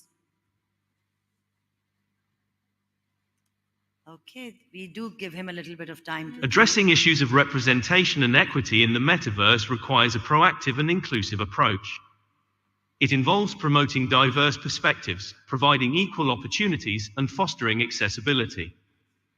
This can be achieved through initiatives such as ensuring diverse creators are supported, promoting inclusive design principles, and facilitating affordable access to the metaverse. Collaboration with marginalized communities and actively seeking feedback can also help in creating a more inclusive and equitable metaverse. How do you believe we can ensure inclusivity in the metaverse? So he's thrown a question back at us. How do we ensure inclusivity in the metaverse? Samar, would you like to take this? I completely agree with Samir. One of the main challenges will remain the digital divide and access to technology. And how do we reach out to the marginalized communities? That's going to be a challenge throughout, and especially in the context of Pakistan. So we have discussed the pros and cons of metaverse, but I think the main challenge that needs to be discussed is that will the majority of, say, the young generation have access to this particular technology? Only then we'll be able to see these amazing creative works and ideas coming out of it. So that's one of So the... how do we do that? I suppose the priorities at the state level, that's something that needs to be addressed. And what Sarah just mentioned, that, you know, that there's this concept that when it comes to digital art, we somehow give it less of a preference. And again, as just mentioned, that it's the idea, it's the intellectual property right that needs to be respected. So these are the areas that we have to work at, you know, in a little in depth at the state level. Yeah. Since we have 19 minutes to go, and I think we have 15 minutes that we have to get questions from the audience. Audience, please start writing your questions and give them to our ushers so that we can get these going. But I do have a last question for the panel, and this is for all three of you. With the potential blurring of lines between the physical and virtual realms, how might we redefine the concept of an art experience in the future? Which aspects are likely to stand the test of time? I think that the basic core of creativity, and when it comes to filmmaking, the art of storytelling, that will remain always. Remain always. Of course. Yeah. And the authenticity, the empathy that we are trying to show through our films, that will always reign. So, You know, I was watching this show on, what was it? It was on Black Mirror, where they had created the actors were also not real actors. And you remember that? I remember that. You know that episode? Yeah. Where the actors were also sort of, like, for instance, whoever sits Jennifer Aniston, it was just somebody who looked perhaps like Jennifer Aniston, but really wasn't that person. So, but to the naked eye, that would still seem like an actor. So, uske andar phir kya hoga? Actors bhi khatam ho jayenge? But for me, I think we, at least in Pakistan, we're at a very embryonic stage. And it is evolving. So I'm not an expert, but I somehow see that there's no limit to it. We don't know where it's leading. But we have to look at it positively. Sarah? Yeah, so I think that like virtual galleries and exhibitions, they were just basically response to the pandemic. That's how it started, right? We couldn't go out, we couldn't go to galleries, so that's how they came up. So after, you know, the introduction of all these virtual galleries and everything, it was actually found through studies that about 70% of people prefer to visit physical galleries rather than, you know, view online shows. So I think that's something that will stand the test of time, is that people will still want to come visit physical spaces. And through my experience of, curating online shows and then curating, you know, a digital art physical show, I also found that having a physical show makes visitors feel more immersed in the show, as they can, like, you know, experience it in real life rather than through a screen. So I think that viewers feel a lot more connected to it. It feels more interactive. So I think that will definitely stand the test of time. And, you know, I say this because of inclusivity. The privileged can travel. The privileged can go and see the Mona Lisa. But a lot of people cannot afford to do that. आधे हमारे तो बेचारे लोगों को visa ही नहीं मिलेगा. तो इसलिए उसके लिए तो it's totally okay that they should at least have access. I think there's a world of possibilities out there. It's just about the test of time. Okay, will it remain as popular? And again, in a country like Pakistan, we don't have enough opportunities to go to these places. आप लोग जब करते हो, when when we have these galleries, everybody tries to, but we don't walk into museums here and have access to art. So what galleries and museums have started doing is that they'll have a physical show and then they'll have a virtual show for anyone who can't make it. So I think it makes it definitely a lot more accessible. And so yeah. Over to you, Rashid. Well, I'm just thinking before this age of internet, the word virtual had a very different meaning. We used to say, when we really wanted to emphasize on the reality, we would say it was virtually there. It was virtually there, yeah. So the meaning has changed, but actually these blurring of boundaries, I think these are very early days. We have all got the sampler of using tools of virtual engagement, as Sarah said, during COVID times, and many of the teachers are sitting here. We are already questioning and thinking what the future of the classroom is going to be. But we must realize that the technology we're using for virtual engagement at this point, Zoom, etc., is a very archaic stage. Yeah. People of my generation who have Generation X, who have experienced dial internet, remember the tone? And we used to wait for it to load.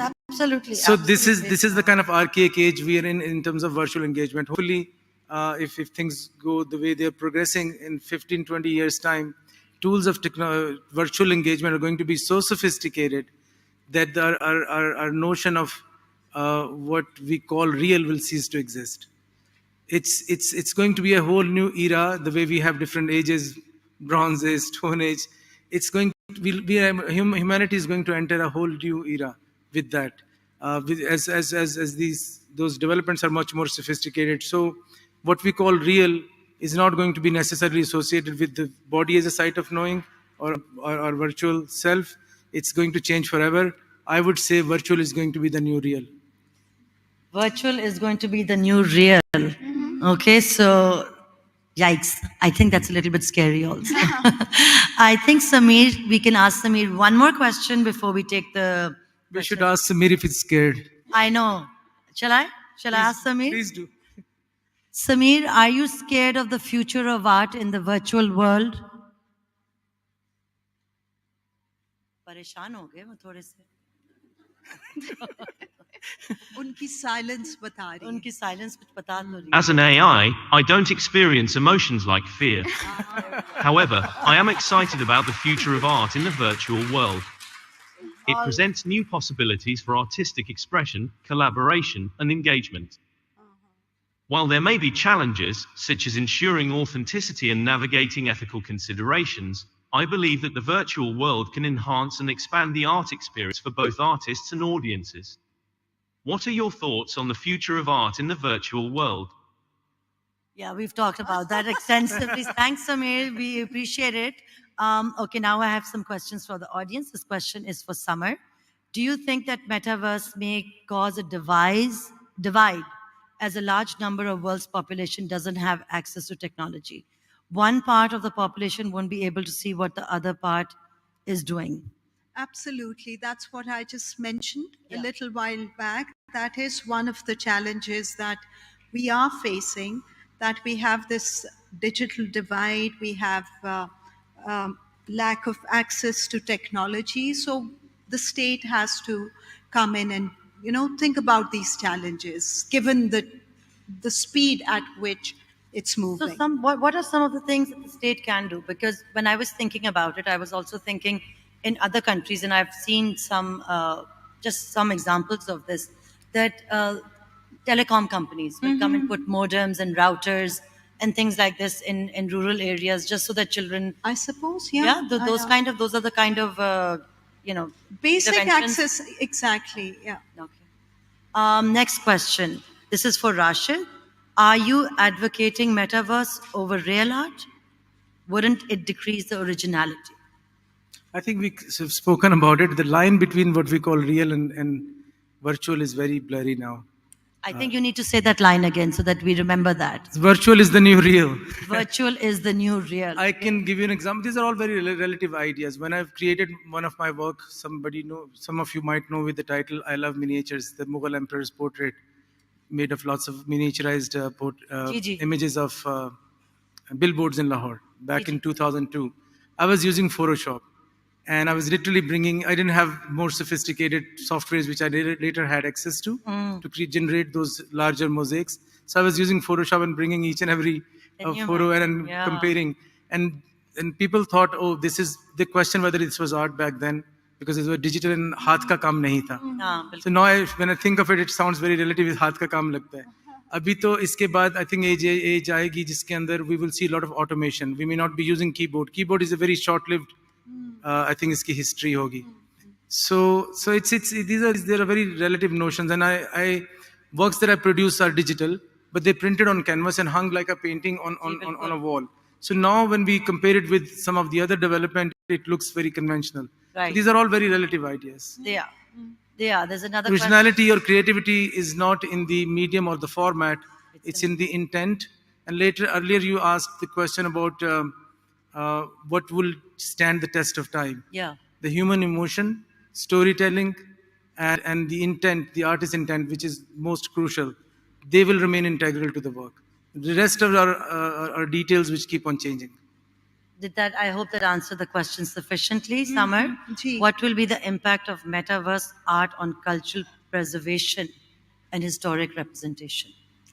I think, again, I've tried using DALI, Mid-Journey to preserve some of the motifs from countries like Indonesia and Fiji and Pakistan.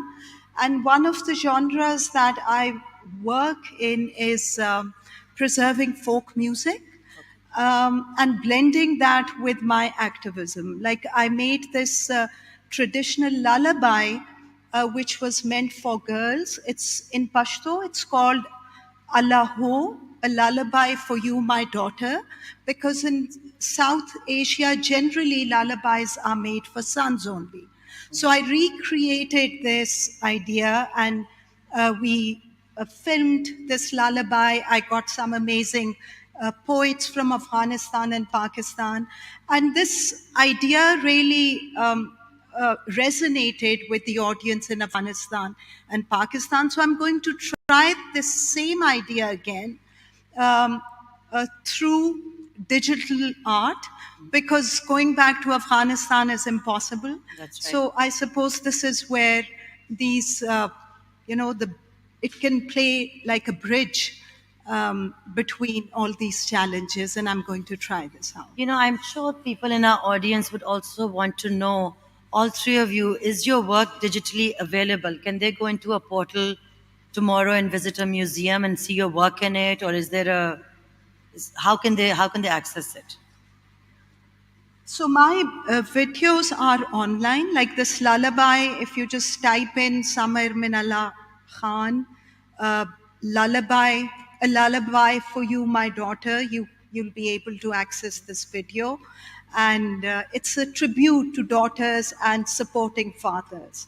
So it has English subtitles, so you're more than welcome to have access it. Same thing? Yeah, my portfolio is online if you'd like to check it out. I do curatorial work as well as graphic design work and visual art work. You can just also find me on LinkedIn. And Rashid, aapka portal apna hai? It's available online. But I think I'm looking forward to working with a few professionals to make it more immersive. We're also trying if we could do an immersive show version of my works, which were digitally printed in the past. If we could use it in a similar format, you must have seen a Van Gogh famous show, traveling show. Yeah. So we're trying to maybe hold an exhibition in Lahore, which is more immersive. Excellent. Sorry, और जो immersive मेरा काम है, it's on Google Art and Culture website, जो कि truck art का है, जो कि SDG 4 के लिए हमने न्यूयॉर्क में क्यूरेट किया था. So that's online. Or it's Google Art and Culture is I mean, I'm fascinated by it. You can really go and navigate it and go and look at artwork very, very, very closely. The strokes and the museums. You can walk in those galleries. There are virtual museums on that. There's another question. Sorry, इससे पहले एक और question था? This is question number, there was another. Metaverse has not taken off as envisioned by Meta or Facebook. Is it creativity in Meta, or is it that the market is not ready as yet? I think these decisions are usually market driven. So market yes, driven, yes, yeah. The answer market yes. is not ready for it. I think art, especially in the context of Pakistan, we have a long way to go. I'm sure it will pick up. Yeah. Let's go to question number 5. There was another question for Summer. How do you think the metaverse will affect the field of research and affect our culture? I think we've sufficiently answered that. Culture ko to it will positively impact. Or research is like irreplaceable. वो ही चीज है कि creativity, research, these are the things that are going to remain. Yeah, they will stand. They will stand the test of time. Exactly. All right. What is the scope of digital art in Pakistan? We've talked about that. Sarah, that's for Sarah. Sarah, because you work in this field. Yeah. After your first digital curation that you just did, do you think you'll follow this up with something even bigger? Do you think the market is there? Definitely. The kind of response we got from the Digital Arts Festival was very positive, and we had thousands of visitors, and people want another festival. So definitely it will. I think it also inspires students a lot and young creative professionals, which is one of our target audiences as well. So I think if more digital art focused exhibitions and festivals and events happen, it's just going to attract more and more following. So definitely. Since we're in Islamabad, do you want to let them know that you're coming to Islamabad next? Definitely would love to do a digital art festival here as well. Okay, great. Well, thank you very much. You've been a wonderful panel and you've been a wonderful audience. I will say again to everybody, please do go upstairs and look at the artwork displayed upstairs. It is really a visual treat for everyone. And do look at their works and take it to your classrooms, take it to your students, take it to your children, because art is a way of not just expression, but reaching out to people. Some of their work is just absolutely beautiful. Thank you so much for being on this panel. Appreciate it. Thank you. Thank you so much, our moderator and the panelists and the guests. Next session that we'll have is about storytelling, Dastan Goi. So that will begin at 2:50. Thank you.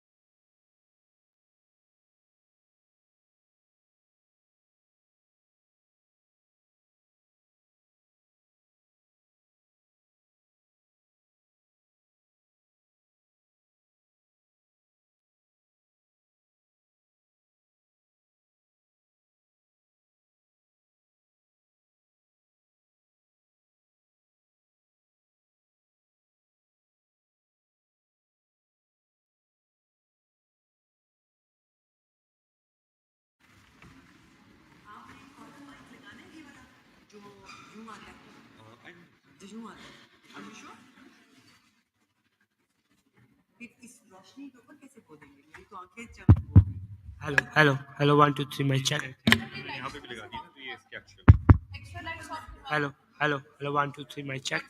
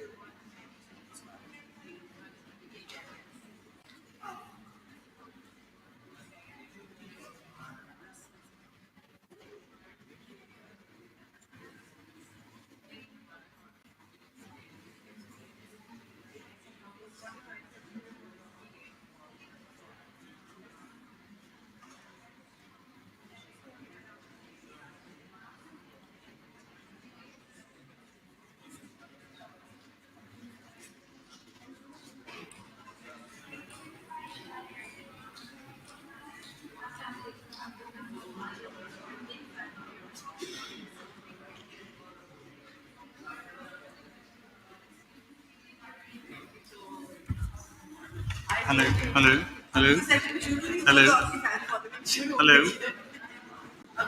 hello. Where's Zare? Hello, fine, okay. This one also, both? Okay, done.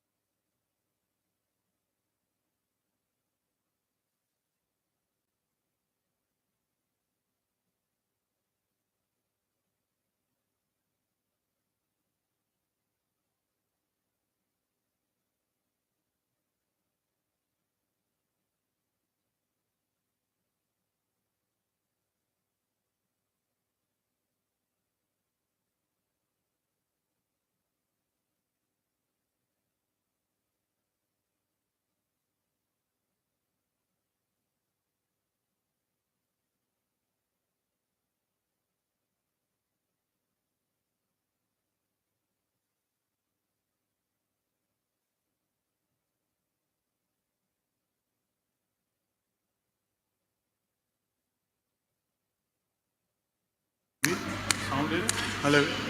Hello. Hello. Hello. Hello. Yes. Hello. Hello. Hello. Hello. Okay.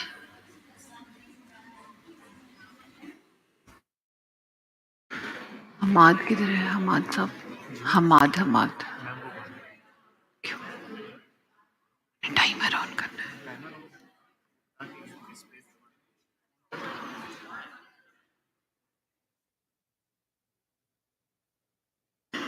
अभी नहीं करना.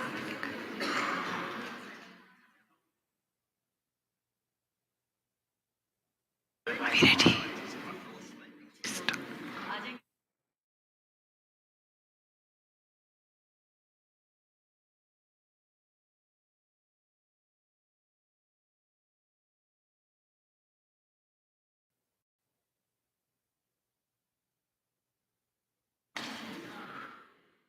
Dear audience, we are about to start, so if you can kindly settle down.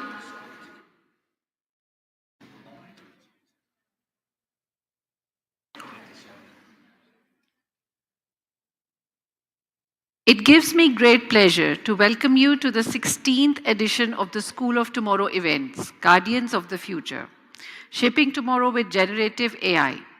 This non-profit SOT event series was launched by Beaconhouse in 2000 to engage global communities in conversations that shape the future of schools and societies.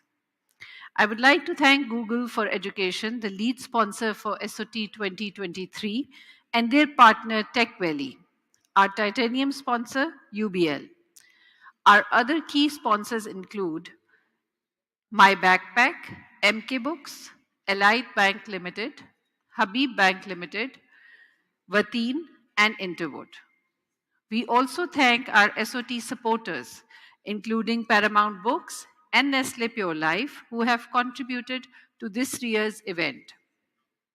My name is Sadia Chand and I'm branch head at Beaconhouse F74 campus.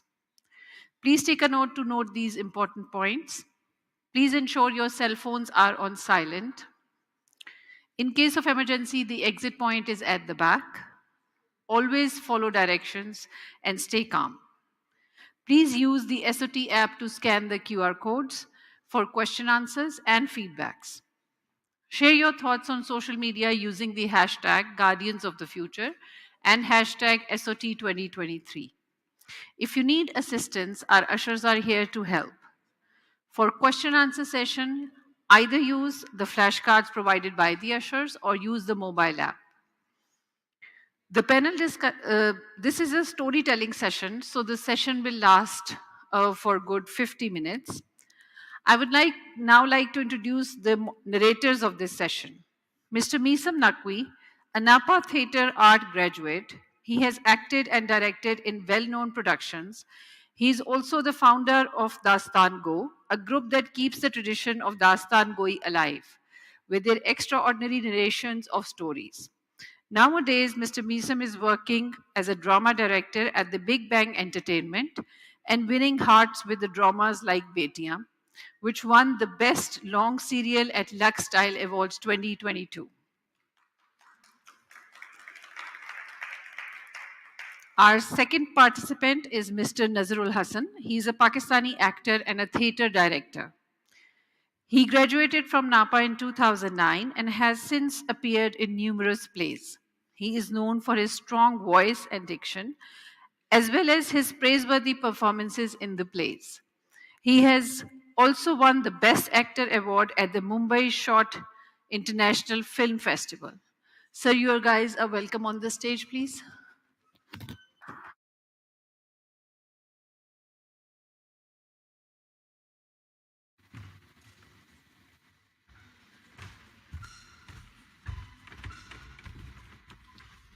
आदाब। मैं उम्मीद करता हूं कि मेरी आवाज आप सब लोगों तक पहुंच रही होगी। अगर पहुंच रही है पीछे वाले लोगों तक तो जरा हाथ उठा के बता दीजिए। अरे वाह वाह वाह, जबरदस्त, क्या बात है कहने। देखिए, आप इस वक्त आए हुए हैं दास्तान सुनने की महफिल में, दास्तान गोई में, स्टोरी टेलिंग के सेशन के अंदर। तो आराम से बैठिए, खुल के बैठिए, कोई बंधने की जरूरत नहीं है। यहाँ कोई सवाल जवाब नहीं हो रहे, कोई लेक्चर नहीं हो रहे।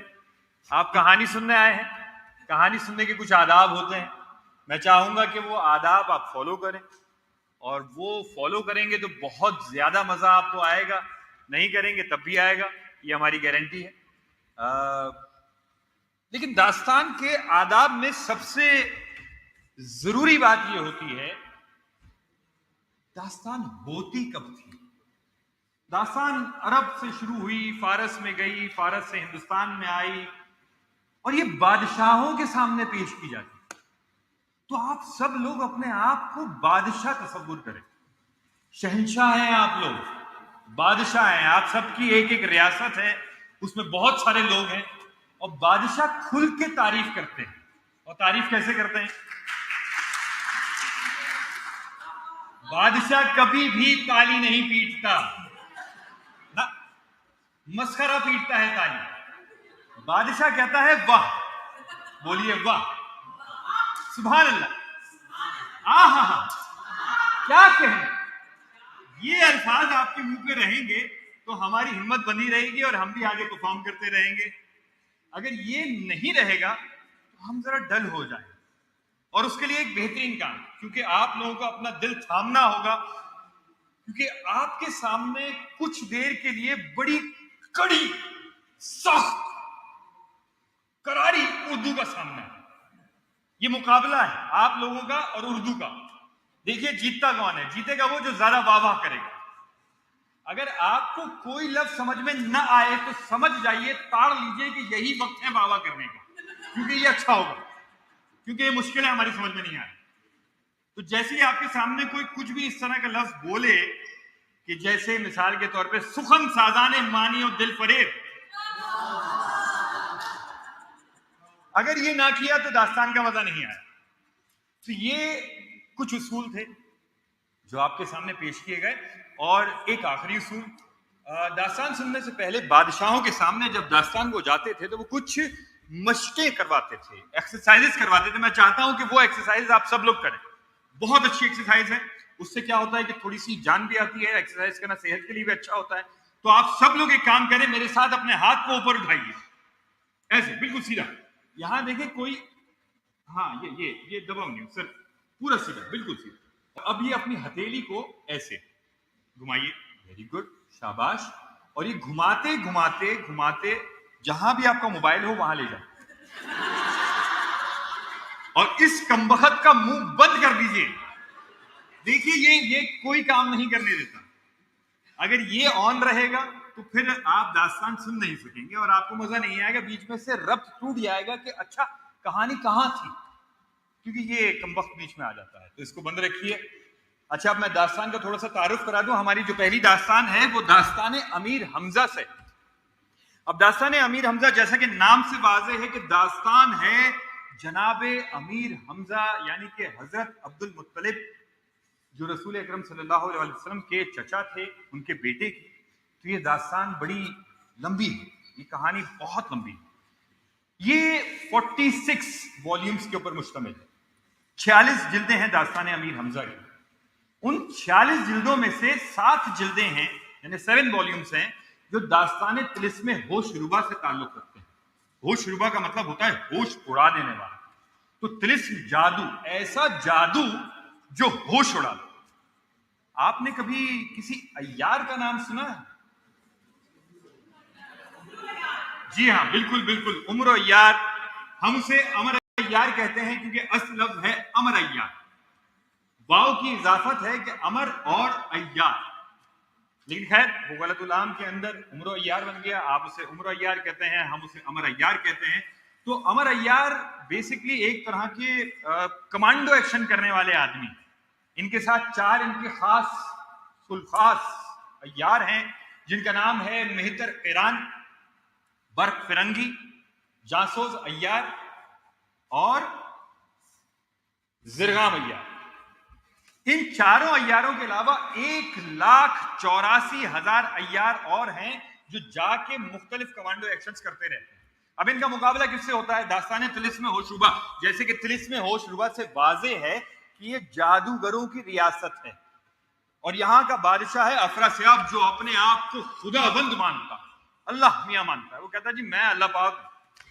تو یہ بات حضرت امیر حمزہ کو اچھی نہیں لگی تو انہوں نے اپنے اسد بھانجے کو بھیجا. اسد جو بعد میں طلسم کشا کہلائے, ان کو امر ایار اور دیگر ایار کے ساتھ بھیجا. اب دیکھیے ایاروں کا کام جو ہے وہ مقابلہ جو ہے وہ جادوگروں سے ہے. اب جادوگروں سے مقابلہ کرنے کے لیے جادو تو مسلمان استعمال نہیں کر سکتے, جادو تو حرام ہے.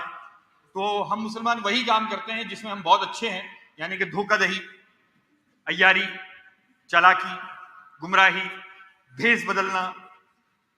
تو ہم یہ کام کر کے جادوگروں کو دھوکہ دے کے, عیاری کر کے, چالاکی کر کے, یہ عیار ان کو ڈیفیٹ دیتے ہیں, شکست دیتے ہیں. تو اسی طریقے سے ہوا یہ کہ ایک جگہ پر پہنچ کر اسد طلسم کشا جو حضرت امیر حمزہ کے بھانجے ہیں وہ کہیں قید ہو گئے ایک جادوگر کے ہاتھوں. تو انہیں چھڑانے کے لیے امر ایار اور ان کی 4 ایاروں کو بھیجا گیا. داستان کا آغاز اسی جگہ سے ہوتا ہے, ہم وہاں سے شروع کریں گے داستان. تو پیش خدمت ہے داستان طلسم ہوش شبہ سے مہتاب جادو کی کہانی. جیسا کہ میں نے آپ سے کہا, داد و تحسین اپنے لب پر رکھیے گا, ہماری ہمت بنی رہے گی. شروع کرنے سے پہلے داستان کی روایات میں آیا ہے کہ ساقی نامہ پیش کیا جاتا ہے. تو پیش خدمت ہے ساقی نامہ. وہ دارو پلا ساقیے میں پرست کہ جو ایک ہی جام میں کرتے مست. واہ نہیں ایسے تو سنانے میں مزہ نہیں آئے گا نا. دیکھیے مشکل الفاظ میں نے کہے تھے, جو سمجھ میں نہیں آئے اس پر آپ نے کہنا ہے واہ واہ. اور یہ بھی دیکھ لیجیے اگر کوئی برابر میں بیٹھا واہ واہ کر رہا ہو, زیر لب تو کاٹ جائیے گا, یہی وقت ہے. ایسا نہ ہو کہیں یہ سمجھے ہمیں نہیں آتا, ہمیں سمجھ میں نہیں آیا, تو آپ اس کی دیکھا دیکھی کر دیجیے گا واہ. تو دوبارہ سے شروع کرتے ہیں کہ وہ دارو پلا ساقیے میں پرست کہ جو ایک ہی جام میں کرتے مست. بہانہ نہ کر وعدہ خاروں سے تو, حوالے کر اب ساغر مشکبو. پھرے مست بڑھ مارتے ہر طرف, چلے رند بنکارتے ہر طرف. تیرے فیض سے ہوں میں جادو کلام, فضو ساز مشہور ہو میرا نام. وہ فکرے میں دوں زاہد خشک کو, چلے میں کدے کی طرف مست ہو. سکھا مجھ کو ساقی وہ عیاریاں, کروں جا کے وائز سے مکاریاں. نہ ہو حرمت دخت رس کا خیال, بنے رند کا قول سحر حلال. ذرا جا پھر میں کدے کو چلو, کہ راہ طلسمات دریافت ہو. سخن سازان معنی و دل فریب و رمز شناسان کلام بے ریب و ریب. جادو بیانی سے اس طرح فرماتے ہیں کہ جب ایار بے نظیر والا تدبیر ہنر پرور خواجہ امر اور 4 ایار نامور جن کے نام پہلے بیان ہوئے الگ الگ طلسم کی جانب چلے جاتے تھے, براہ مختلف صحرا کو طے کر کے سرحد طلسم میں آئے, لیکن ایک دوسرے کا حال جویا رہا. ساحروں کی صورت بن کر 4 طرف طلسم میں پھرنا شروع کیا. کہیں صحرائے سرسبز دیکھ, کسی طرف دریائے زخار موجزن پایا. پہاڑوں کی دام طلسم پر کیے نئے نئے سوانگ, ہر طرف بنگلے ساحروں کے بنے. چوکیاں جادوگروں کی بحکم افراسیاب بیٹھی. ساحر سحر کرتے, آگ اور پتھر برستے. الغرض ایار علیحدہ علیحدہ سب کیفیت دیکھتے چلے جاتے ہیں کہ ایک مقام پر امر جو آ کر پہنچا, صحرائے عجیب وہاں دیکھا کہ گھاس کے بدلے کوسوں تک مکہ شدہ ہے. جنگل سارا چاندی کا ہے. عمر نے اپنے دل میں کہا, یہ سارا جنگل ممکن ہوتا تو میں زنبیل میں رکھ لیتا. ہائے کیا کروں, کچھ بس نہیں, کیوں کر اسے اٹھاؤں. اسی فکر میں تصور کیا کہ چلو جہاں تک ہو سکے گھاس یہاں کی کاٹ لو. بس ہنسیا زنبیل سے نکال کر گھاس کاٹنے لگا اور جلدی جلدی کاٹے جاتا تھا. ہر طرف پھر پھر کر دیکھتا رہتا کہ کوئی آ نہ جائے. اتنی دیر میں ایک طرف سے آواز آئی, باش اے دزد مکار, میں تیری تلاش میں تھا, اب کہاں بچ کر جائے گا. عمر نے گردن اٹھا کے کہا, افسوس کیا تقدیر بری ہے. ناچار اٹھ کر جو نگاہ کی تو سامنے سے ایک ساحر دیکھا کہ بدن سارا چاندی کا ہے, بال سر کے مکتیش کے, اسباب سحر کا لیے, کالے سانپ سر سے لپیٹے للکارتا ہے. عمر اسے دیکھ کر بھاگا. اس نے سحر پڑھ کر دستک جو دی, پاؤں عمر کے زمین میں چمٹ گئے, آگے نہ جا سکا. وہ साहिर तलवार खींच कर करीब आया और कहा, तेरा ही नाम अमर है। अफरा को फिक्र तेरी भी बेशतर है। मैंने तेरी गिरफ्तारी को ये जंगल बजोर शहर चांदी का बनाया, आखिर तुझे पाया। अब शहंशाह के सामने सर तेरा काट कर ले जाऊंगा और खूब इनाम पाऊंगा। नहीं, मैं अमर नहीं हूँ,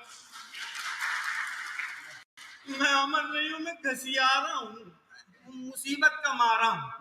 तू मुझसे मक्कारी करता है। अफरा पहले ही खबर तेरी दे चुका है। अब ये बातें होती थी कि और अय्यार जो के अलग हैं, इनमें मेहतर किरान ने एक बुलंदी पर से ये सब माजरा देखा और एक अय्यारी सोचकर रवाना। यहां ये साहिर के नाम इसका मुकर्निस जादू है, अमर को कत्ल किया चाहता था कि यकायक एक सम से सदा आई। भाई ठहरना। मुकर्निस ने देखा कि एक साहिर जिसके गले में सांप लिपटे हैं, मुंदरे कान में पहने हैं, त्रिशूल हाथ में लिए है, पुकारता चला आता है। मुकर्निस ठहर गया, उसे करीब आया और कहा, इस चोर से जब तक माल मेरा कबूल न करा लीजिए उस वक्त तक कत्ल न फरमाइए।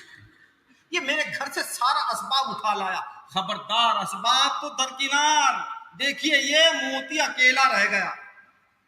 ये कहकर एक मोती बराबर बैज़ाए मुर्ग के निकाल कर मुकर्निस को दिखाया। उसने देखा और कहा, वाह वाह वाह वाह वाह भाई, ये तुमने नायाब चीज पाई है। जरा मुझे दो, मैं भी तो देखूं अच्छी तरीके से ये तुम कहां से लाए। मैं कोहे मरवारी पर रहता हूँ, वहां गौहर कुदरत से सामरी की जमीन में पैदा होते हैं। बस उन्हीं मोतियों में से मैंने ये दो छांट कर रखे थे, एक ये चुरा लाया, ये दूसरा मेरे पास है। लो लो लो, देखो देखो। मुकर्निस ने मोती को करीब लाकर देखा और उसकी खूब तारीफ की। उस साहिर ने कहा, भाई इसको जरा मुंह की भाप दे लो, फिर इसकी चमक और आबोताब देखो। मुकर्निस ने मोती को दहन के करीब लाकर मुंह की हवा देना शुरू की। वो मोती शक हो गया और जैसे फुलझड़ी छूटती है उस तरह से धुआं इसमें से निकला और मुकर्निस के दिमाग में मुंह और नाक की राह से जाकर पेचीदा हुआ। वो चक्कर खाकर बेहोश हो गया और गिर गया। किरान ने पलक झपकते एक बुक्ता मारा कि उसका सर पाश पाश हो गया, तारीकी हो गई, बिल्कुल खामोशी। आवाज कुदरत में मुकर्निस जादू मारा गया, जान से हारा गया।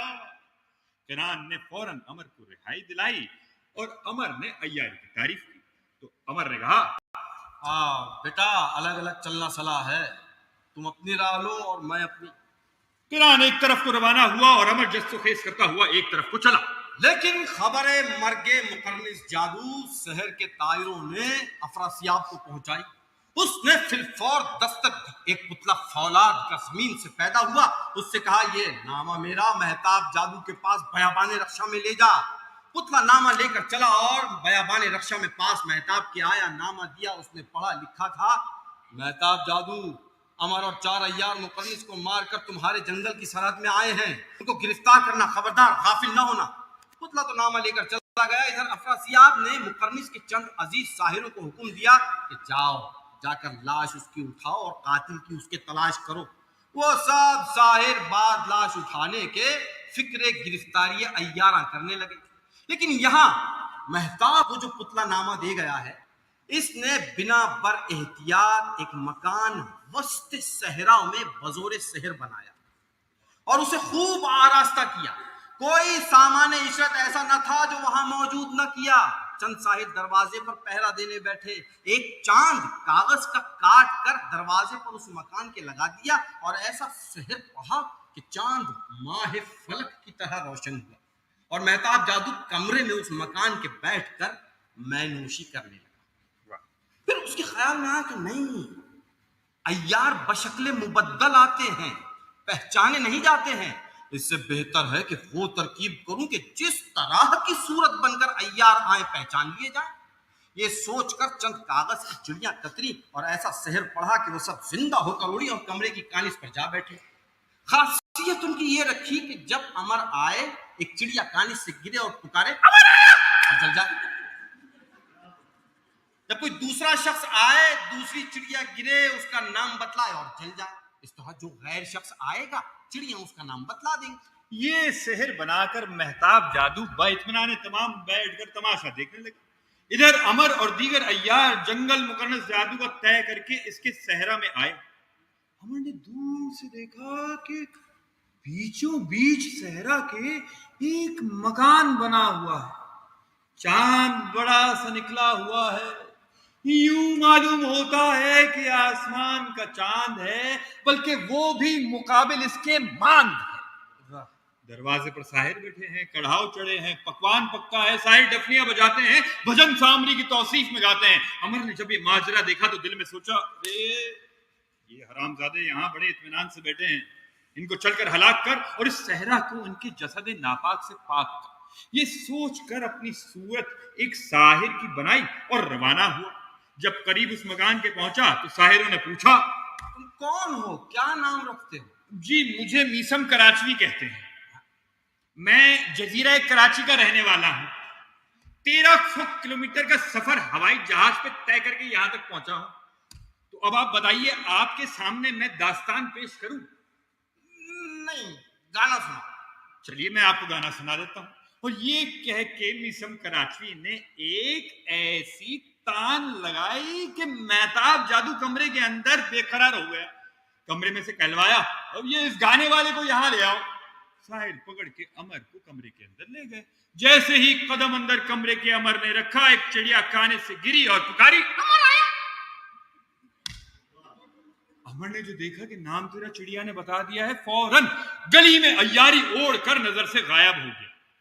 اچھا, اب گلی میں عیاری کیا ہے صاحبوں؟ گلی میں عیاری ہے انویزیبل کلوک جو ہیری پوٹر نے چرا لی ہے. اصل میں یہ ہماری تھی. تو ہمارے یار کے پاس نا بہت ساری چیزیں ہیں. ان کے پاس ایک زنبیل ہے. اس زنبیل میں ایک ان کے پاس بیگ سا ہے بڑا سا چمڑے کا. اس میں وہ جو چاہتے ہیں ڈال لیتے ہیں. وہ شہر بھی ڈال لیتے ہیں, لڑکی بھی ڈال لیتے ہیں, بکری بھی ڈال لیتے ہیں, شیر بھی ڈال لیتے ہیں, لڑکا بھی ڈال لیتے ہیں, سب کو ڈال لیتے ہیں. اور وہ زنبیل کبھی بھرتی نہیں ہے. تو یہ اچھا, یہ سب جادو نہیں, یہ انبیاء کرام نے آ کے انہیں معجزے عطا کیے ہیں. وہ خدا کے نیک بندے. تو ہوا یہ کہ فوراً گلی میں عیاری اوڑھ کر نظر سے غائب ہو گیا. مہتاب جادو نے جب یہ دیکھا کہ وہ گویہ موجود نہیں ہے تو اس نے کہا, ارے وہ گویہ نہ تھا, امر تھا. چڑیا کو بولتے دیکھ کر چھپ گیا. تم سب باہر جا کر بہت ہوشیاری سے بیٹھو. سب ساحروں نے یہ کیفیت دیکھی تو باہر آ کر باہم مشورہ کیا کہ اب نہ کوئی شخص آئے گا اسے گرفتار کرنے کا. الغرض یہ سب بہوشیاری تمام بیٹھے اور امر یہاں کی ساری حقیقت دریافت کر کے اس جگہ سے دور جنگل میں نکل گیا اور زفیر عیاری بجائی. عیار جو جا بجا منتشر تھے, ان میں بد فرنگی نے آپ کو پاس امر کے پہنچایا اور کہا, استاد فرمائیے کیا ہو. فرزند, میں اس وقت مناسب جانتا ہوں کہ تم اپنی صورت میری شکل کی طرح بناؤ اور وہ جو سامنے مکان بنا ہے اس طرف جاؤ. وہ تمہیں امر سمجھ کر گرفتار کریں گے, کس لیے کہ وہاں شہر کی چڑیاں بولتی ہیں. اور اب میں جانے کا سب حال کا اور کہا, جب تم گرفتار کر لیے جاؤ گے اور انہیں اطمینان ہو جائے گا کہ ہم نے امر کو گرفتار کر لیا ہے, پھر میں آ کر عیاری کروں گا اور تمہیں چھڑا لوں گا. ارے واہ واہ استاد, کیا بات ہے, کیا بات. فوراً ہی برق نے اپنی صورت کو امر کی شکل کی طرح بنایا اور مکان کی طرف روانہ ہوا. جیسے ہی قریب اس مکان کے پہنچا تو وہ تو پہلے ہی طے کر چکے تھے کہ اب کوئی شخص آئے گا اسے گرفتار کر لیں گے. برق کو امر سمجھ کر قید کر لیا. اور شور و غل جو قید کرنے سے ہوا, مہتاب نے کمرے پر سے پوچھوایا, ہاں بھائی کسے گرفتار کیا ہے؟ آپ پتا نہیں کون, ہم تو جانتے ہیں امر ہے. اچھا ٹھیک ہے, اسے کمرے کے اندر لیا. جیسے ہی ساحر اسے پکڑ کے کمرے کے اندر لے کے گئے, ایک چڑیا کانے سے گری اور پکاری اور جل گئی. تو مہتاب نے کہا, اچھا تو بھیا تیرا نام برق ہے؟ نہیں, میرا نام امر ہے. میری چڑیا جھوٹ نہیں بولتی ہے. بھلا میرا نام برق ہوتا, سمجھ رہے آپ, بھلا میرا نام برق ہوتا تو میں اپنے تئیں امر بتلا کر کیوں مصیبت میں مبتلا کرتا؟ کیا میں نہیں جانتا کہ طلسم میں سب امر کے دشمن ہیں؟ اچھا آپ مجھے امر نہیں جانتے؟ نہ صحیح. مہتاب دل میں سوچا کہ یہ بھی ٹھیک ہی کہتا ہے. کوئی اتنے بڑے مجرم کے نام سے اگر بری ہوتا ہوگا تو اپنے تئیں چھپائے گا, نہ کہ اور گنہگار بنائے گا. یہ سوچ کر مہتاب نے کہا, اچھا تو نے چھپایا کیوں نہیں؟ کہہ دیا ہوگا کہ تو برق ہے. میرے کہنے سے کیا ہوتا ہے؟ جب آپ اتنے بڑے ساحر آپ تو اپنے شہر سے فوراً دریافت نہیں کر لیتے. بات تیری سچی ہے ہاں، لیکن میری چڑیا نے جو نام تیرا خلاف بتایا ہے، ہو سکتا ہے کہ تیرا نام علاوہ امر کے برق بھی ہو. ہاں میرا اصلی نام برق ہے، لیکن میری دادی نے میرا نام امر رکھا تھا، وہ مشہور ہو گیا. دیکھا میں نہ کہتا تھا کہ میری چڑیا جھوٹی نہیں ہے، بس ثابت ہوا کہ تو بھی سچا ہے اور شہر بھی درست ہے. مگر ایک تصدیق اور کر لوں کہ افراسیاب نے تیری تصویر میرے پاس بھیجی ہے، اس سے تیری صورت میں لا لو. یہ کہہ کر صندوقچے سے ایک تصویر نکالی اور مطابق کی. کچھ سرے منہ امر کی تصویر میں اور اس کی صورت میں فرق نہ پایا. یقین کامل ہوا کہ یہی امر ہے. فوراً خوش ہو کر ایک طرف بندوا دیا.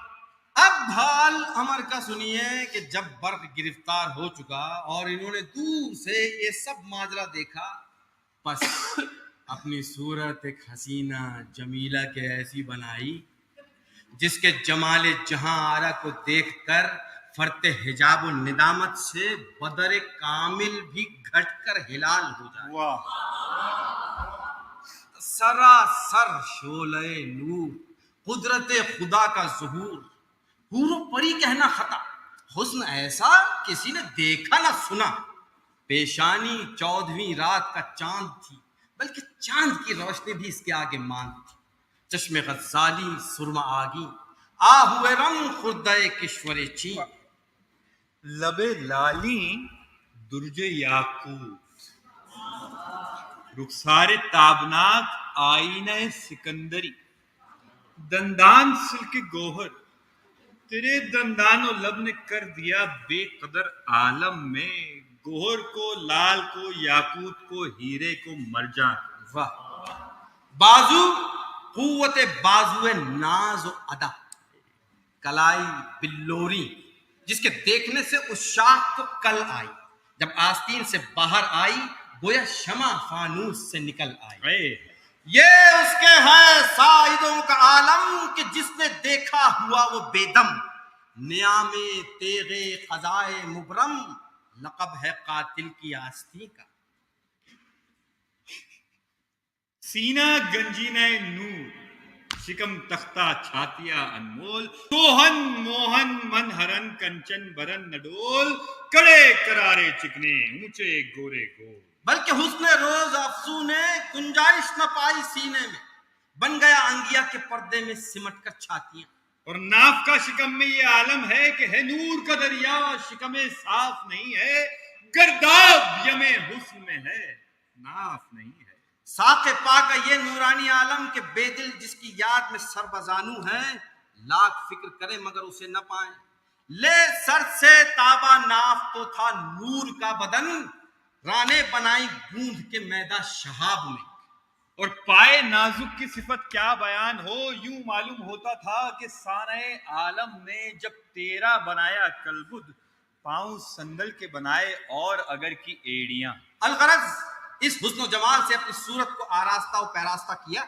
لباس سرخ سونے کا زیور اپنے قد زیبا پر مزین و مجلی کیا، کنگنا کلائی میں باندھا اور پیرہن کو تابہ دامن چاک کیا. زلف مشک فام رخ انور پر بکھیر کر گھونگھٹ بنایا اور زار زار مانند ابر نو بہار کے امر ہوتا ہوا روانہ ہوا. اور جہاں مہتاب جادو کمرے میں بیٹھ کر جنگل کی کیفیت دیکھ رہا تھا، اس کے سامنے کی جھاڑیوں میں آ کر رونا شروع کیا اور شور و فریاد بلند کر کے شکوہ فلک بے مہر اور مذمت دنیا فانی کرنے لگا.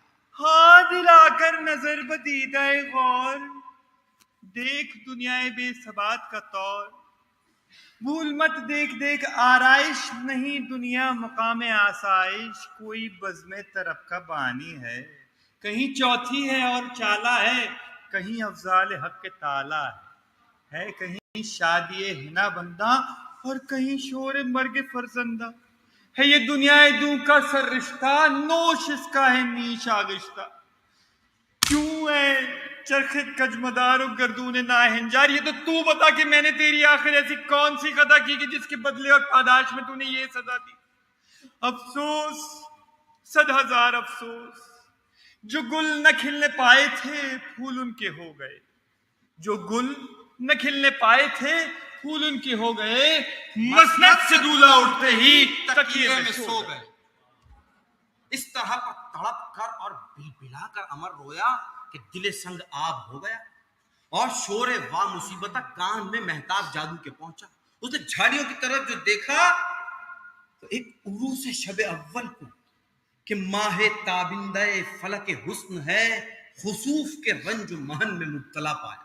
لباس سارے جسم کا تار تار ہے, دشنہ غم سے سینہ فگار ہے, بال سر کے پریشاں ہیں, تنہائی کے عالم میں اپنے حال پر گریاں نالاں ہے. مہتاب اسے دیکھ کر در پے حقیقت ہوا اور ساحر کو حکم دیا کہ جاؤ اس نازنین کو بدلداری تمام بلاؤ. وہ ساحر حکم سن کر چلے. جب قریب اس کے پہنچے وہ نازک اندام ساحر کو دیکھ کر گرتی پڑتی اور طرف چلی. ہر چند منت سے کہا ہمارے مالک تمہیں بلاتے ہیں. اس نے کچھ جواب نہ دیا اور آگے کی طرف چلی. ساحروں نے مہتاب سے آ کر اس کے سماعت نہ کرنے کی حقیقت کہی. مہتاب اس رشک دہے خورشید خاوری کو دیکھ کر بے قرار ہوا تھا, خود اٹھ کر چلا. جب قریب اس کے پہنچا وہ اسے دیکھ کر افتاں و خیزاں بھاگی. اس نے بڑھ کر ہاتھ پکڑ لیا اور اس کے رخ زیبا اور سراپائے خوش ادا کو بنظر غور دیکھا. دیکھتے ہی دست و پا کی قوت جاتی رہی, جی سنسنا گیا. قریب تھا کہ غش آ جائے مگر اپنے تن سنبھالا اور کہا اے رشک دہے بتانے آزری, واسطہ خداوند سامری کا, اپنے حال پرملال سے مجھے آگاہ کر کہ تو کس قلزم حسن کی گوہر ہے اور کس درجے گراں بہا کی جوہر ہے. اس طرح کیوں زار و نزار ہے, کیا تجھے آزار ہے. اس زہرہ دبی نے ایک آہ سرد دل پردرد سے بھری اور اس طرح پھوٹ کر روئی کہ مہتاب جادو کا دل بھر آیا اور منتیں کرنے لگا. اس وقت اس عاقلہ نے کہا میں کس کس رنج کا اظہار کروں اور کس کس دکھ کو رو. جن کے ہم طالب دیدار ہیں ان کی صورت زیبا ملک عدم میں جا کر دیکھیں گے. ہائے وہ ہمیں چھوڑ کر پیوند خاک ہوئے, ابھی ہم انہیں اچھی طرح سے دیکھنے بھی نہ پائے تھے کہ وہ دنیا سے چل بسے.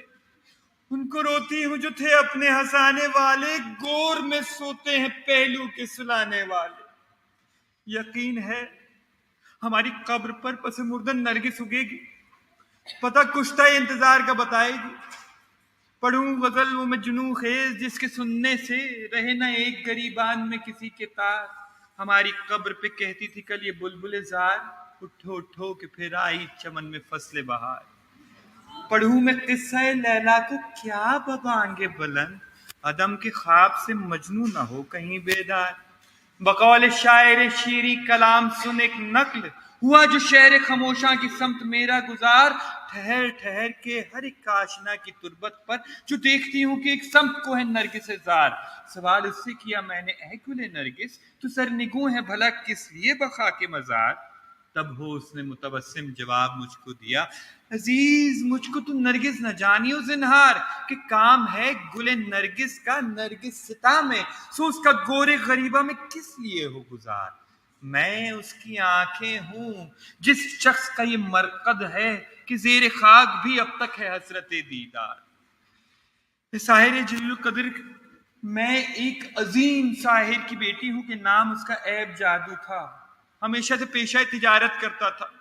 میں اپنے چچا کے لڑکے پر عاشق ہوئی کہ نام اس کا ماہ سیما جادو تھا. ابھی ہنوز سبزہ بھی رخسار پر آغاز نہ ہوا تھا. عین جوان اور شبانی کے دن تھے. مرنے والے بہت کم سن تھے. جب ماجرائے محبت میرا نسبت اس کے سنا تو میرے والد نے مجھے اس کے ساتھ منسوب کر کے میری شادی کی فکر کی. خلاصہ کلام جس روز میری برات تھی اس روز ایک زنگی کہ ایک عرصے سے مجھ پر فریفتہ تھا اور میں اس کے قبضے میں نہ آتی تھی. میں 10-20 قزاقوں کی آگت کھودا اور میرے شوہر کو کہ ہنوز انہوں نے ابھی تک شربت بس نہ پیا تھا ذائقہ تلخی مرگ کا چکھایا اور میرے والدین اور چچا سب کو قتل کیا.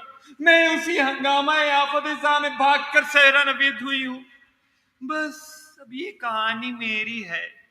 چند روز کی میں بھی اس جہان فانی میں مہمان ہوں. اس غم سے جان دوں گی. ہاں مہتاب جادو یہ قصہ جاں کا سن کر رونے لگا اور اپنی زبان کو بہر تسکین اس غنچہ دہاں کے کھولا. اے مایا ناز جو مر گئے ان کا غم تاکو جا. کسی کی مرگ پہ اے دل نہ کیجئے چشم تر ہرگز. بہت سا روئیے اس پر جو اس جینے پر مرتے ہیں.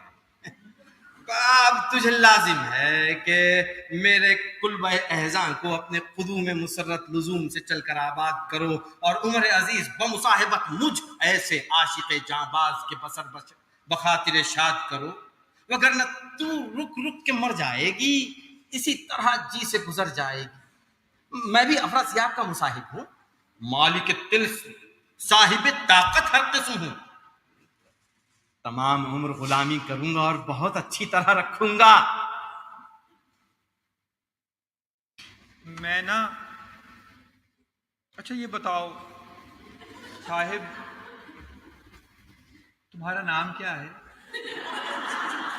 کام کیا کرتے ہو؟ مہتاب جادو مجھے کہتے ہیں.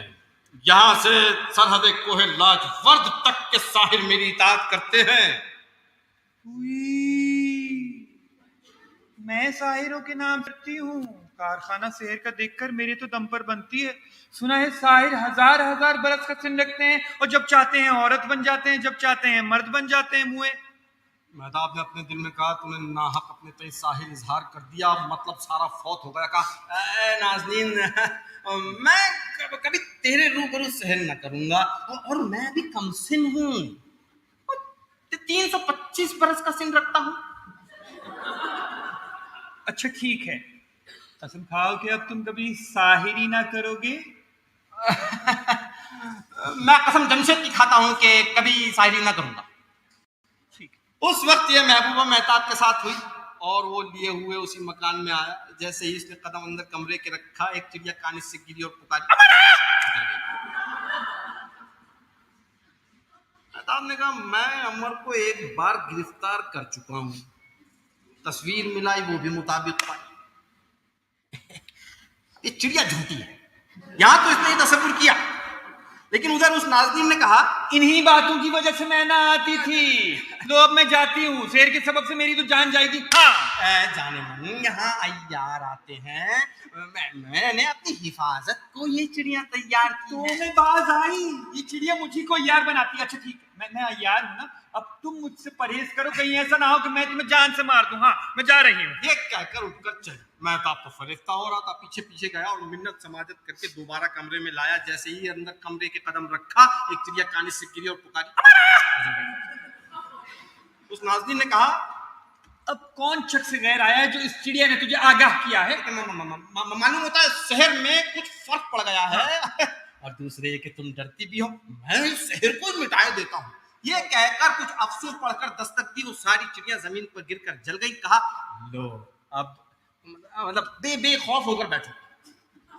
امر مسند زرنی پر بیٹھا، سامنے برف رنگی بندہ ہے. آنکھ سے آنکھ ملی، برف نے پہچان لیا یہ عورت نہیں ہے، استاد ہیں. مہتاب نے فوراً ہی اس کے لیے کھانا منگوایا اور کہا تم اتنے بڑے عرصے سے بھوکی ہوگی، پہلے کھانا کھا لو، پھر اس کے بعد ہم تم داد عیش دیں اور آرام کریں. میں نے کئی دن سے شراب نہیں پی، اب نہ مجھے بھوک ہے نہ پیاس ہے، شراب کی تلاش ہے. اپنے یہ تکلف دعوت موقوف رکھو اور مجھے ایک جام شراب دو. نہ مجھے تخت و چتر و افسر دے، نہ مجھے دولت سکندر دے. جام جم رکھ دے تاکہ کسرا پر، میرا چلو شراب سے بھر دے. مہتاب نے اپنے دل میں کہا شراب تو داف حجاب ہے، ایک دو جام پی کر یہ مست ہو جائے گی اور تیری مراد بر آئے گی. فوراً ہی کشتی شراب کی لا کر سامنے رکھی. لو لو لو، جس قدر جی چاہے پیو. اس گل اندام نے ایک جام میں ارغوانی لبریز کر کے اسے دیا. ارے تم نے اتنے بڑے عرصے سے نہیں پی ہے، پہلے تم پیو. ارے میں پیتی ہوں، تم لو تو صحیح. یہاں یہ باتیں ہوتی تھیں کہ ادھر افراسیاب کو خیال آیا کہ مہتاب کو میں نے لکھا تھا، اس نے عمر کو گرفتار اب تک نہیں کیا، یہ کیا سبب ہے؟ لاؤ کتاب جمشید و سامری دیکھ کر اس کی کیفیت دریافت کروں. جب کتاب اس نے دیکھی تو معلوم ہوا کہ عمر عورت بنا ہوا پاس مہتاب کے بیٹھا ہے اور اسے قتل کیا چاہتا ہے. اس نے فوراً ہی دستک دی. ایک پتلا فولا زمین سے پیدا ہوا. اس نے کہا جلد جا کر مہتاب سے کہہ دے یہ عورت جو تیرے پاس بیٹھی ہے عمر ہے اور جو سامنے بندھا ہے برق فرنگی ہے، دونوں کو کہنا گرفتار کر کے میرے پاس لائے. پتلا یہ حکم سنتے ہی دوڑا. یہاں عمر نے مہتاب کی آنکھ بچا کر تھوڑا سا صفوف بے ہوشی منہ میں رکھ لیا اور جام میں بھی ملا دیا. ابھی مہتاب نے جام نہ پیا تھا کہ زمین تھرائی. امر سمجھ گیا کچھ آفت آئی. اب اس سے پہلے کہ مہتاب جام پیتا ایک پتلا فرستادہ یا فرسیاب زمین سے نکلا. امر اسے دیکھ کے مہتاب کے اوئی کہہ کے لپٹ گیا. تم ڈرو نہیں یہ ہمارا ہی ہے. مگر امر نے منہ پر رخسار پہ رخسار رکھ کے منہ سے سفو پہ بے ہوشی جو پھونکا وہ اس کی ناک کے ذریعے دماغ میں گیا. وہ چکر کھا کر گر گیا اور بے ہوش ہو گیا. پتلے نے کہا اے مہتاب یہ امر ہے, حکم شہنشاہ ہے, اسے گرفتار کر لے. اے مہتاب یہ امر ہے, حکم شہنشاہ ہے, اسے گرفتار کر لے. ہر چند پتلا پکارا کیا مگر سنتا کون. مہتاب تو بے ہوش ہو چکا تھا. امر نے موقع دیکھ کر ایک بگدا مارا کہ مہتاب جادو کا سر پاش پاش ہو گیا. آواز دارو گیر آنے لگی. گل ہنگامہ شور بلند ہوا. تاریکی ہو گئی. جو چند ساحر مہتاب کے دروازے پر پہرا دینے بیٹھے تھے وہ اندر بھاگے. اس اندھیرے میں جس نے کمرے کے اندر قدم رکھا امر اور برق نے نیچے مارے کے گردنیں کٹ گئیں اور زیادہ شعلے اٹھنے لگے. امر نے جب دیکھا کہ وہ پتلا سب کو دیکھنے کے بعد میری طرف بڑھا چلا آتا ہے تو فوراً جالے الیاسی نکال کر اس پتلے پہ پھینکا اور اس کو باندھ دیا تاکہ وہ سب کو مار سکے. جب ان دونوں نے سب کو مار دیا تو پتلے کو آزاد کیا اور پتلے سے کہا جا کر اس مسخرے افراسیاب سے کہہ دینا کہ ماں بدلو تو اقبال ان قریب تجھے قتل کیا چاہتے ہیں. پتلا یہ حکم سنتے ہی بھاگا اور ادھر امر نے جو کچھ مال و اسباب مہتاب کا تھا وہ لوٹ کر داخل زنبیل کیا, برق کو ساتھ میں لیا اور جنگل میں آیا. برق نے کہا حضور فرمائیے اب کیا حکم ہے؟ بیٹا وہی الگ الگ چلنا صلاح ہے, تم اپنی راہ لو میں اپنی. برق ایک طرف کو روانہ ہوا اور امر ایک طرف کو چلا. اس سے آگے کی داستان ہوگی پھر کبھی بیان. شکریہ.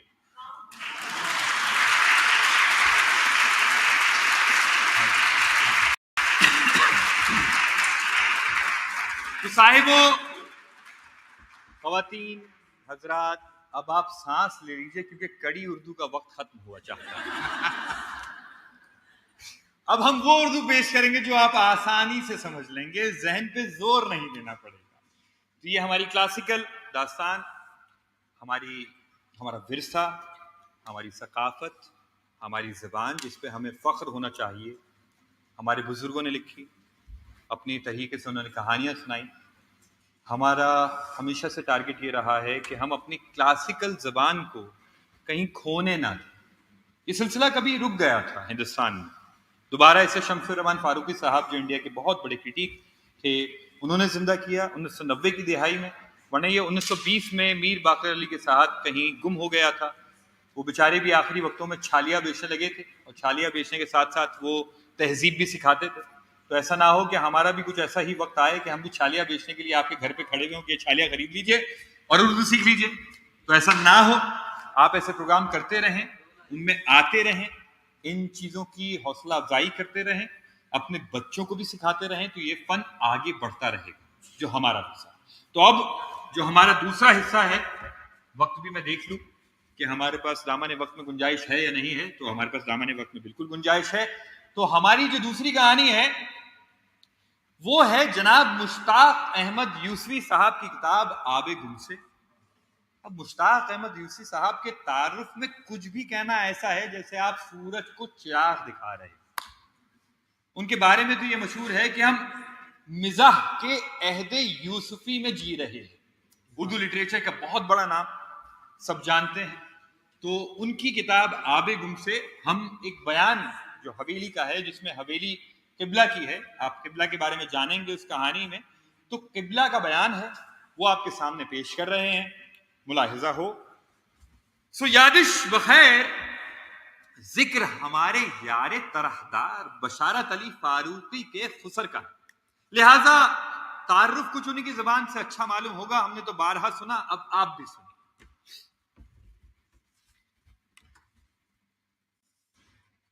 وہ ہمیشہ سے میرے کچھ نہ کچھ لگتے تھے. جس زمانے میں میرے خسر نہیں ہوئے تھے تو پھپا ہوا کرتے تھے, اور پھپا بننے سے پہلے میں انہیں چچا حضور کہا کرتا تھا. اس سے پہلے بھی یقیناً وہ میرے کچھ نہ کچھ لگتے ہوں گے, لیکن تب تک میں نے بلا نہیں سیکھا تھا.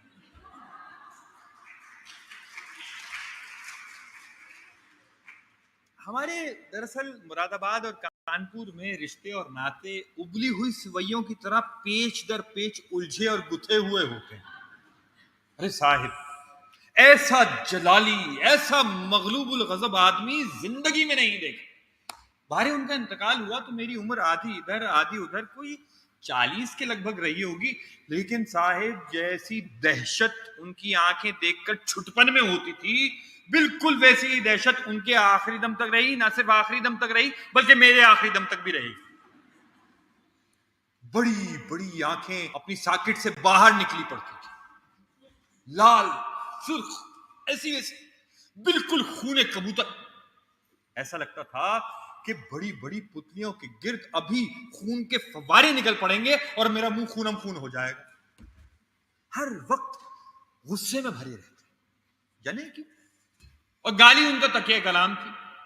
اور جو رنگ تقریر کا تھا وہی تحریر کا کہ رکھ ہاتھ نکلتا ہے دھواں مغز قلم سے. اب ظاہر سی بات ہے کچھ ایسے لوگوں سے بھی پالا پڑتا تھا جنہیں بوجہ گالی نہیں دے سکتے تھے, تو ایسے موقعوں پر زبان سے تو کام نہیں لیتے, لیکن چہرے پر ایسا ایکسپریشن لاتے کہ قد آدم گالی نظر آتی. ارے کس کی شامت آئی تھی کہ ان کی کسی بھی رائے سے اختلاف کرتا. اختلاف تو درکنار, اگر کوئی محض ڈر کے مارے ان کی رائے سے اتفاق کر لیتا تو فوراً اپنی رائے تبدیل کر کے الٹے اس کے سر ہو جاتے. ارے صاحب بات اور گفتگو تو دور کی بات ہے, کبھی کبھی محض سلام سے مشتعل ہو جاتے تھے. آپ کیسی ہی سیدھی اور سامنے کی بات کریں وہ اس کی تردید ضرور کریں گے. وہ اصل میں دوسروں کی رائے سے اتفاق کرنے میں اپنی سبکی سمجھتے تھے. ان کا ہر جملہ نہیں سے شروع ہوتا تھا. ایک دفعہ کانپور میں بڑے کڑاکے کی سردی پڑ رہی تھی, میرے منہ سے نکل گیا آج بڑی سردی ہے. کہنے لگے نہیں کل اس سے زیادہ پڑے گی. وہ چچا سے پھپا بنے اور پھپا سے خسر الحضر, لیکن آخری وقت تک نگاہ اٹھا کر دیکھنے کی جسارت نہ. نکاح کے وقت وہ قاضی کے پہلو میں بیٹھے تھے. قاضی نے پوچھا قبول ہے. ان کے سامنے ہاں کہنے کی ہمت نہ ہوئی تو تھوڑی سے دو مؤدبانہ ٹھونگے مار دی, جسے قاضی اور قبلہ دونوں نے رشتہ مناقحت کے لیے ناکافی سمجھا. قبلہ کڑک کر بولے ابے لونڈے بولتا کیوں نہیں. ڈانٹ سے میں نروس ہو گیا. ابھی قاضی کا سوال پورا بھی نہ ہوا تھا میں نے کہہ دیا جی ہاں قبول ہے. آواز یکلخت اتنے زور سے نکلی کہ میں خود بھی چونک پڑا. قاضی اچھل کر چہرے میں گھس گیا اور حاضرین کھلکھلا کر ہنس رہے ہیں. اب قبلہ اس بات پر بھنا رہے ہیں کہ انگیں زور کی ہاں سے بیٹی والوں کی ہیٹی ہوتی ہے. بس تمام عمر ان کا یہی حال رہا, اور میں تمام عمر کرب قرابت داری اور قربت قہری دونوں میں مبتلا رہا. حالانکہ اکلوتی اولاد بلکہ اکلوتی بیٹی تھی اور ماں کو شادی کے بڑے ارمان تھے, لیکن عین مائیوں کے دن جب میرا رنگ نکھالنے کے لیے ابٹن ملا جا رہا تھا قبلہ نے کہلا بھیجا دولہا میری موجودگی میں اپنا منہ سہرے سے باہر نہیں نکالے گا. 200 قدم پہلے سواری سے اتر جائے گا اور پیدل چل کر عقد گاہ تک آئے گا. عقد گاہ انہوں نے ایسے کہا جیسے اپنے فیض صاحب قتل گاہ کا ذکر کرتے ہیں. اور سچ تو یہ ہے کہ ان کی دہشت ایسی دل میں بیٹھی تھی کہ مجھے تو عروسو چھپر کھٹ بھی پھانسی گھاٹ لگ رہا تھا. خیر صاحب انہوں نے یہ بھی کہلوا بھیجا باراتی پلاؤ زردہ ٹھونسنے کے بعد یہ ہرگز نہیں کہیں گے کہ گوشت کم ڈالا اور شکر ڈیوڑی نہیں پڑی. خوب سمجھ لو میری حویلی کے سامنے بینڈ باجا ہرگز نہیں بجے گا. اور اگر تمہیں رنڈی نچوانی ہے تو اوور مائی ڈیڈ باڈی اپنے کوٹھے پر نچواؤ. پرانے زمانوں میں عربوں اور راجپوتوں میں لڑکی کی پیدائش نحوست اور قہر الہی تصور کی جاتی تھی. بھلا ان کی غیرت ہی کیسے گوارا کرتی کہ ان کے گھر برات چڑھے تو وہ داماد کے خوف سے نوزائیدہ لڑکی کو زندہ گاڑ آتے تھے. قبلہ اس وحشیانہ رسم کے خلاف, وہ داماد کو زندہ گاڑ دینے کے حق میں تھے. خیر بشارت کی زبانی تعارف ختم ہوا. اب کچھ میری اور کچھ ان کی زبانی سنیے, اور رہی صحیح زبان خلق سے جسے کوئی نہیں پکڑ سکتا. چہرے چال اور تیور سے کوتوالے شہر لگتے. تو کون کہہ سکتا تھا کہ بانس منڈی میں ان کی عمارتی لکڑی کی ایک معمولی سی دکان ہے. نکلتا ہوا قد, چلتے تو قد, سینہ, آنکھیں تینوں بیک وقت نکال کر چلتے تھے. ارے صاحب کیا پوچھتے ہیں, अव्वल तो उनके चेहरे की तरफ देखने की हिम्मत नहीं होती थी, लेकिन कभी जी खड़ा करके देख भी लिया तो बस लाल भभू का आंखें ही आंखें नजर आती थी। निगह गर्म से एक आग टपकती है असद। तो जब देखो चिल्लाते तनतनाते रहते, मिजाज जबान हाथ किसी पर काबू न था। दायमी तय से लर्जा बलंदाम रहने के सबब ईंट पत्थर लाठी गोली गाली किसी का भी निशाना ठीक नहीं लगता था। गसी गसी मूछें जिन्हें गाली देने से पहले और बाद में ताऊ देते। आखिरी जमाने में भावों को भी बल देने लगे थे। गठा हुआ कसरती बदन मलमल के कुर्ते से झलकता था, चुनी हुई आस्तीन और उससे भी महीन चुनी हुई दोपल्ली टोपी। गर्मियों में खस का इत्र लगाते, कीकरी की सिलाई का चूड़ीदार पाजामा। तो चूड़ियों की ये कसरत कि पाजामा नजर नहीं आता था। हाँ, धोबी अलगनी पर नहीं सुखाता था, अलहदा बांस पर दस्ताने की तरह चढ़ा देता था। आप रात के 2 बजे भी दरवाजा खटखटा कर बुलाएं तो चूड़ीदार ही में बरामद होंगे। अल्लाह, मतलब मैं तो ये तसव्वुर करने की भी जरूरत नहीं कर सकता कि भाई ने उन्हें चूड़ीदार के बगैर देखा होगा। बड़ी बड़ी पिंडलियों पर खूब खूबता था। हाथों के बुने रेशमी इजार बंद में चाबियों का गुच्छा छनछनाता रहता। अजय के जो ताले बरसों पहले बेकार हो गए थे, उसकी चाबियां भी इसी गुच्छे में महफूज थी। अजय के उस ताले की भी चाबी थी जो 5 साल पहले चोरी हो गया था।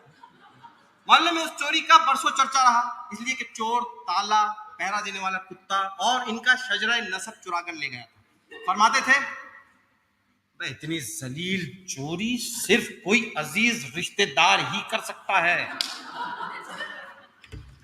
आखिरी जमाने में ये ज़ारबंदी गुच्छा बहुत वजनी हो गया था और फिल्मी गीत के बाजूबंद की तरह खुल जाता। कभी गर्मजोशी से झुककर मुसाफा करते तो दूसरे हाथ से ज़ारबंद थामते। मई जून में जब टेम्परेचर 110 हो जाता और मुंह पर लू के थप्पड़ से पड़ने लगते तो पाजामे से एयर कंडीशनिंग कर लेते। मतलब ये कि चूड़ियों को घुटनों घुटनों पानी में भिगो के सर पे अंगोछा डाले तरबूज खाते। खस खाना और बर्फाब कहाँ से लाते, उसके मोहताज भी ना थे। तो कितनी गर्मी पड़े दुकान बंद नहीं करते थे। कहते थे, मियाँ यह बिजनेस तो पेट का धंधा है। जब चमड़े की झोपड़ी में आग लगी हो तो क्या गर्मी क्या सर्दी। लेकिन ऐसे में कोई शामत का हमारा गाहक आ निकले तो उसे बुरा भला कह के भगा देते थे। लेकिन इसके बावजूद वो बेचारा खिंचा खिंचा दोबारा इन्हीं के पास आता था, इसलिए कि जैसी उम्दा लकड़ी वो बेचते थे वैसी सारे कानपुर में कहीं नहीं मिलती थी। फरमाते थे, दागी लकड़ी बंदे ने आज तक नहीं बेची। लकड़ी और दागदार, दाग तो 2 ही चीजों पर सजता है, दिल और जवानी। बहुत शुक्रिया।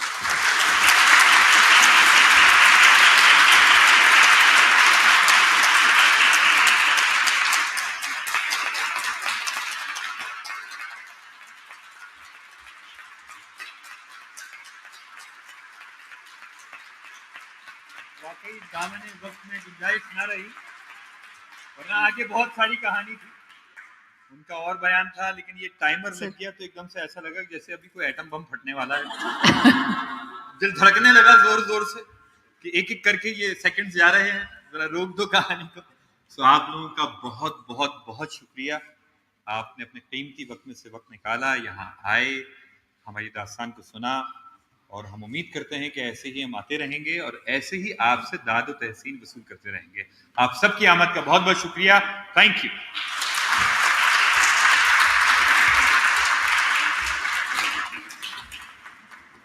Mehda, let's have a picture. Please, let's have a picture together.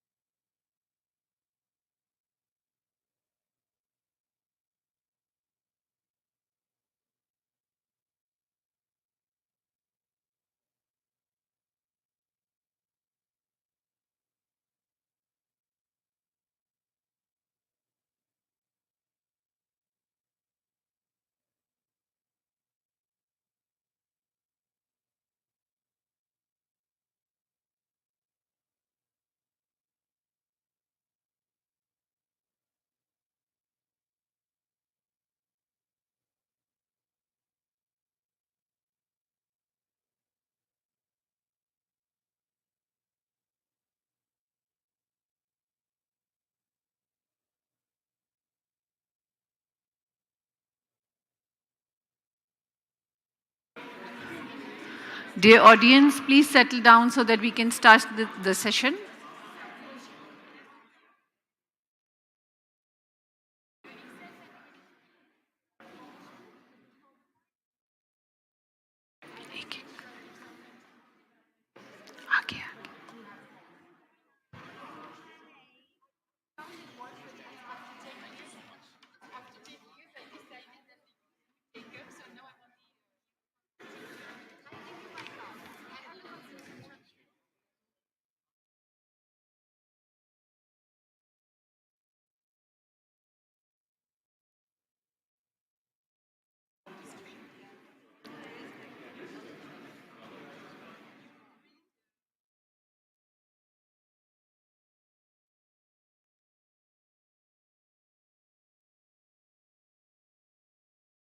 Space.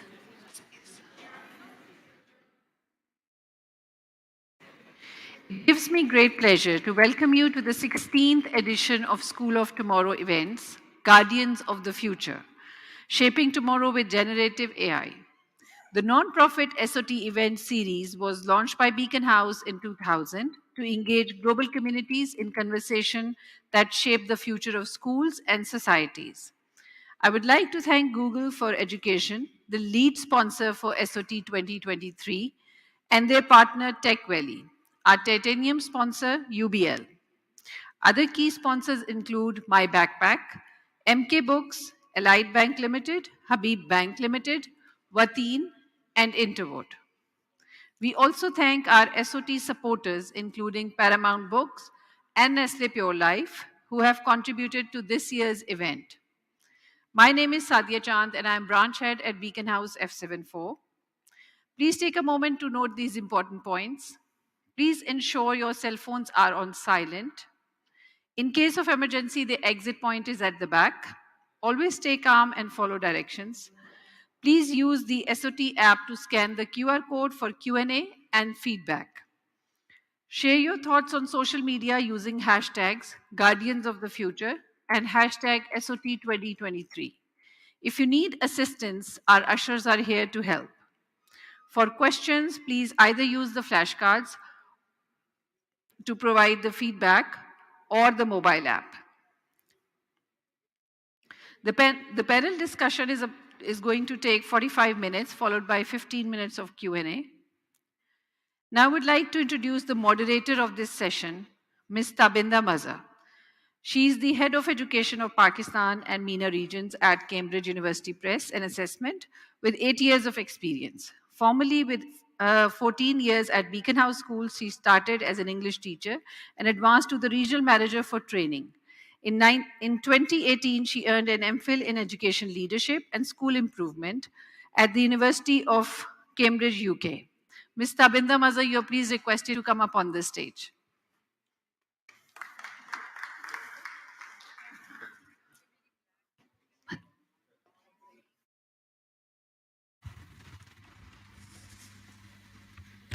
Assalamu alaikum.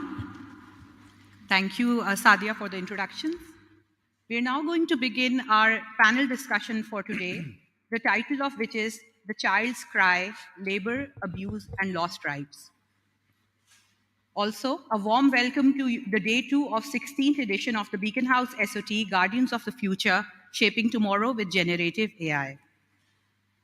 In order to talk about this very sensitive and very relevant topic to all of us, which is about children's right, children who we all work with, we all deal with, day in, day out, are the embodiment of hope, potential, and promise of a brighter future. We keep hearing stories, countless stories about children's rights, and some are good, some are bad, but we all understand that these are not mere numbers. These are stories of dreams deferred, potentials untapped, and innocence betrayed. This session today, with the help of the esteemed panelists, will assemble various domains about advocacy on child rights, uniting under the mission of child protection. And we would help with the questions and the insights that will come, that all of us can navigate the complex interplay of the socioeconomic factors, of the gaps, and what we together as a community can do to make this space better and safer for our children. Just to introduce you to the panelists, I'll start with Valerie on the extreme left. Valerie is currently the CEO of Great Dreams Consulting. She's working on gender, rule of law, child protection and justice with children experts with almost 26 years of professional experience in human rights, all based on evidence-based practices. She specializes on legal and policy reform, capacity building in engineering, and cross-cultural communications. An interesting thing about Valerie is that she speaks French, English, Spanish, German, Urdu, and Pashto. We may test that or see that during the time.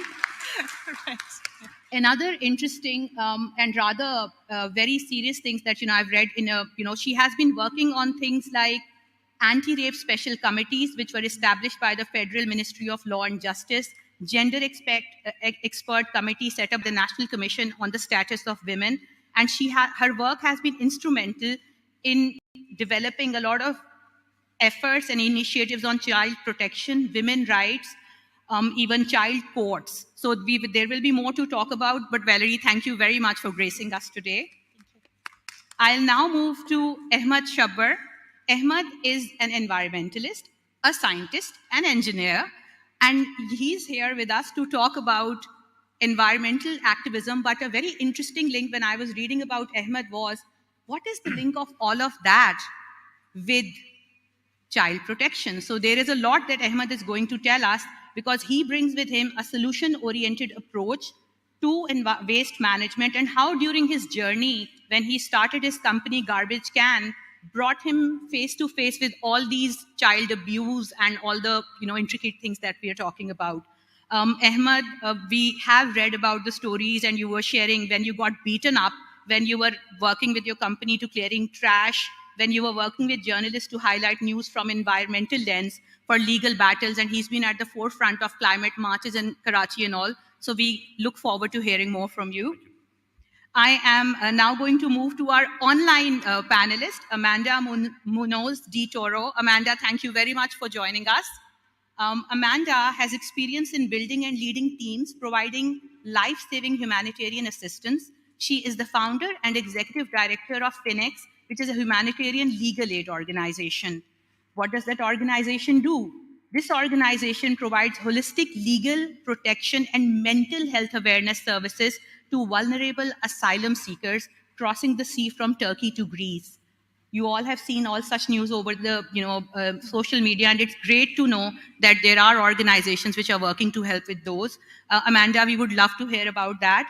Amanda has finished her deployment as Oxfam's country lead for Ukraine response in Romania and Moldova, and she's also an Oxford alumni. Welcome online, and great to see you virtually again. Last but not least, another great panelist with us is Shayan Malik. Shayan is the founder and president of Save Our Children Foundation, which is an organization for the education and rehabilitation of street children. Shayan is also a very famous name in the fashion industry, because the other side of the coin, she's a dress designer also, and has represented Pakistan on many international forums. Again, very intriguing. So from the fashion world to child rights and protection, what happened? We will ask her about that.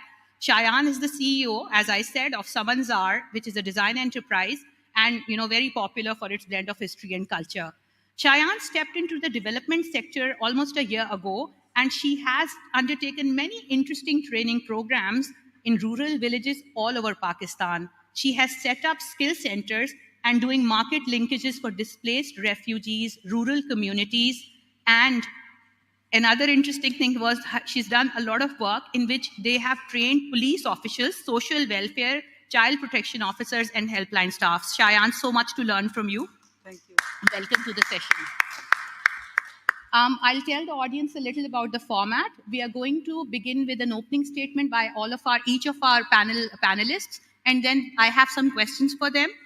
You can also ask questions. So during the course of the panel discussion, please, there are ushers around. They will pass you cards. If you have any questions, pass them on to them, and we will at the end, ask those questions. All right, so that was the introductions done. I'm now going to invite each one of you to start off with an under 2-minute opening statement on what's your story, and then the work that you're doing related to the topic that we are. And I'll repeat that once again. We are talking today about the child's cry, labor, abuse, and lost rights. Shayan, if I may begin with you. Last night at the dinner, we were chatting and you said, this story that you were at your outlet in Zamzama and you saw some children outside. What happened next? Tell us about it. So my outlet, my fashion and interior design boutique is in a very heart of Clifton. And there were many times there were children outside whenever I would park my car or go back. There were children outside and they would be begging. So normally we would I had instructed my staff that they must give them water or little goodies and things like that. And they became very familiar with and felt, I think, maybe secure and safe. They would come in whenever they wanted something. And then if I was in my office and they saw me, they would just come and sit and start talking. And then I started hearing their stories. And their stories were little girls telling me that, if I had been born with a different mother, I would be able to go to school.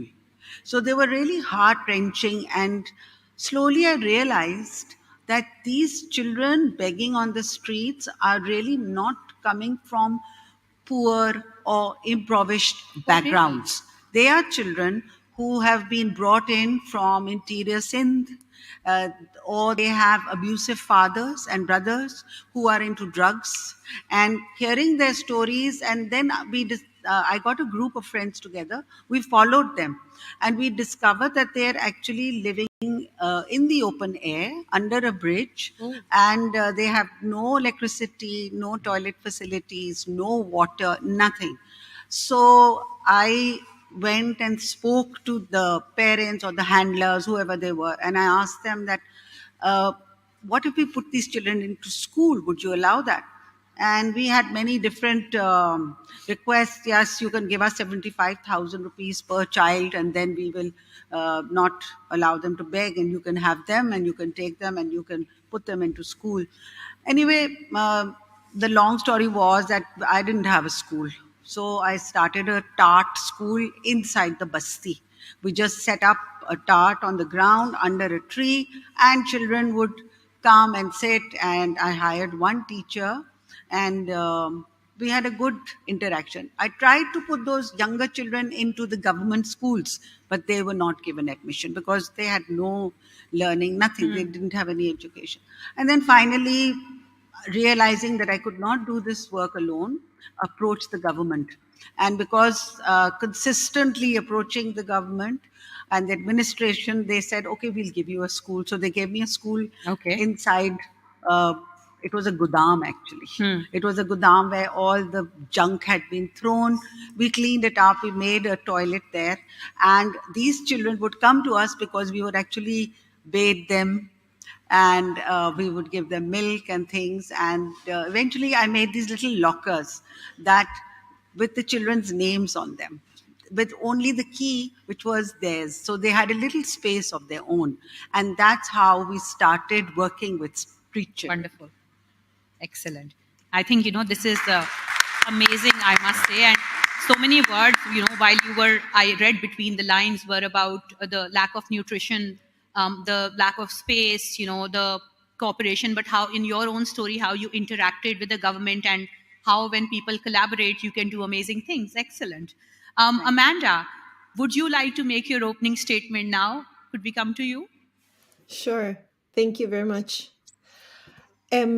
Well, I think, can you hear me okay? Yes. Great. That's great news. The statement that children are the future is not a cliche, empty statement for me, but it's a matter of fact. I think that the way that we treat children of today, the rights, the opportunities, the safety that we're able to provide will be the conditions of the type of the world that we will have tomorrow. The conflicts and the violence that we are seeing at the national, but also at the international level, are ensuring that thousands, if not millions of children will be what we have called in the past a lost generation. So children without opportunities, children that have been raised under occupation or at war, traumatized by displacement, and kids that know nothing else than violence. It's children that have endured generational trauma, but also trauma of themselves. And I think the conflict that we're seeing, the violence that we're seeing in Palestine with the West complicity is showing the little regard that there is for children's life and safety. In a matter of days, the world has killed thousands of children and further traumatized 1 million other children. And it's going to take a lifetime to deal with the long-term, life-changing consequences of this violence. This hinders any efforts that we might do for education, for psychological support, for integration, and for a healthy future. This conflict, but also hundreds of other conflicts, are affecting children across the world. It doesn't have to be only conflict. For example, displacement. So the decision of sending back to Afghanistan hundreds of thousands of undocumented migrants in Pakistan, including girls, is another example of how children's rights are not put as a priority.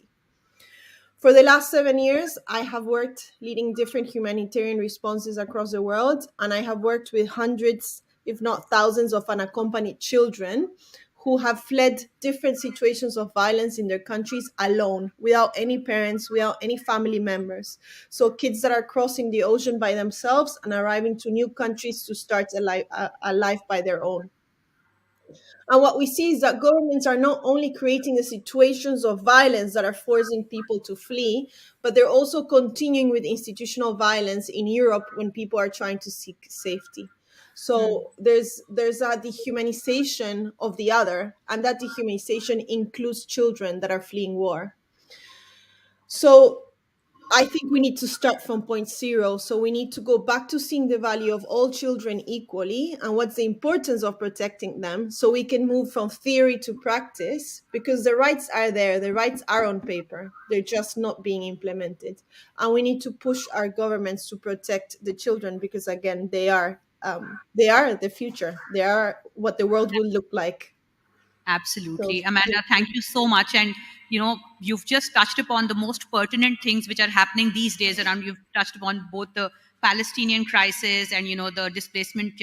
Ahmed also wanted to touch upon that. But I would say, yes, there may be heart-wrenching tales for all of us, but kudos to people like yourselves who are still, working on it and not giving up.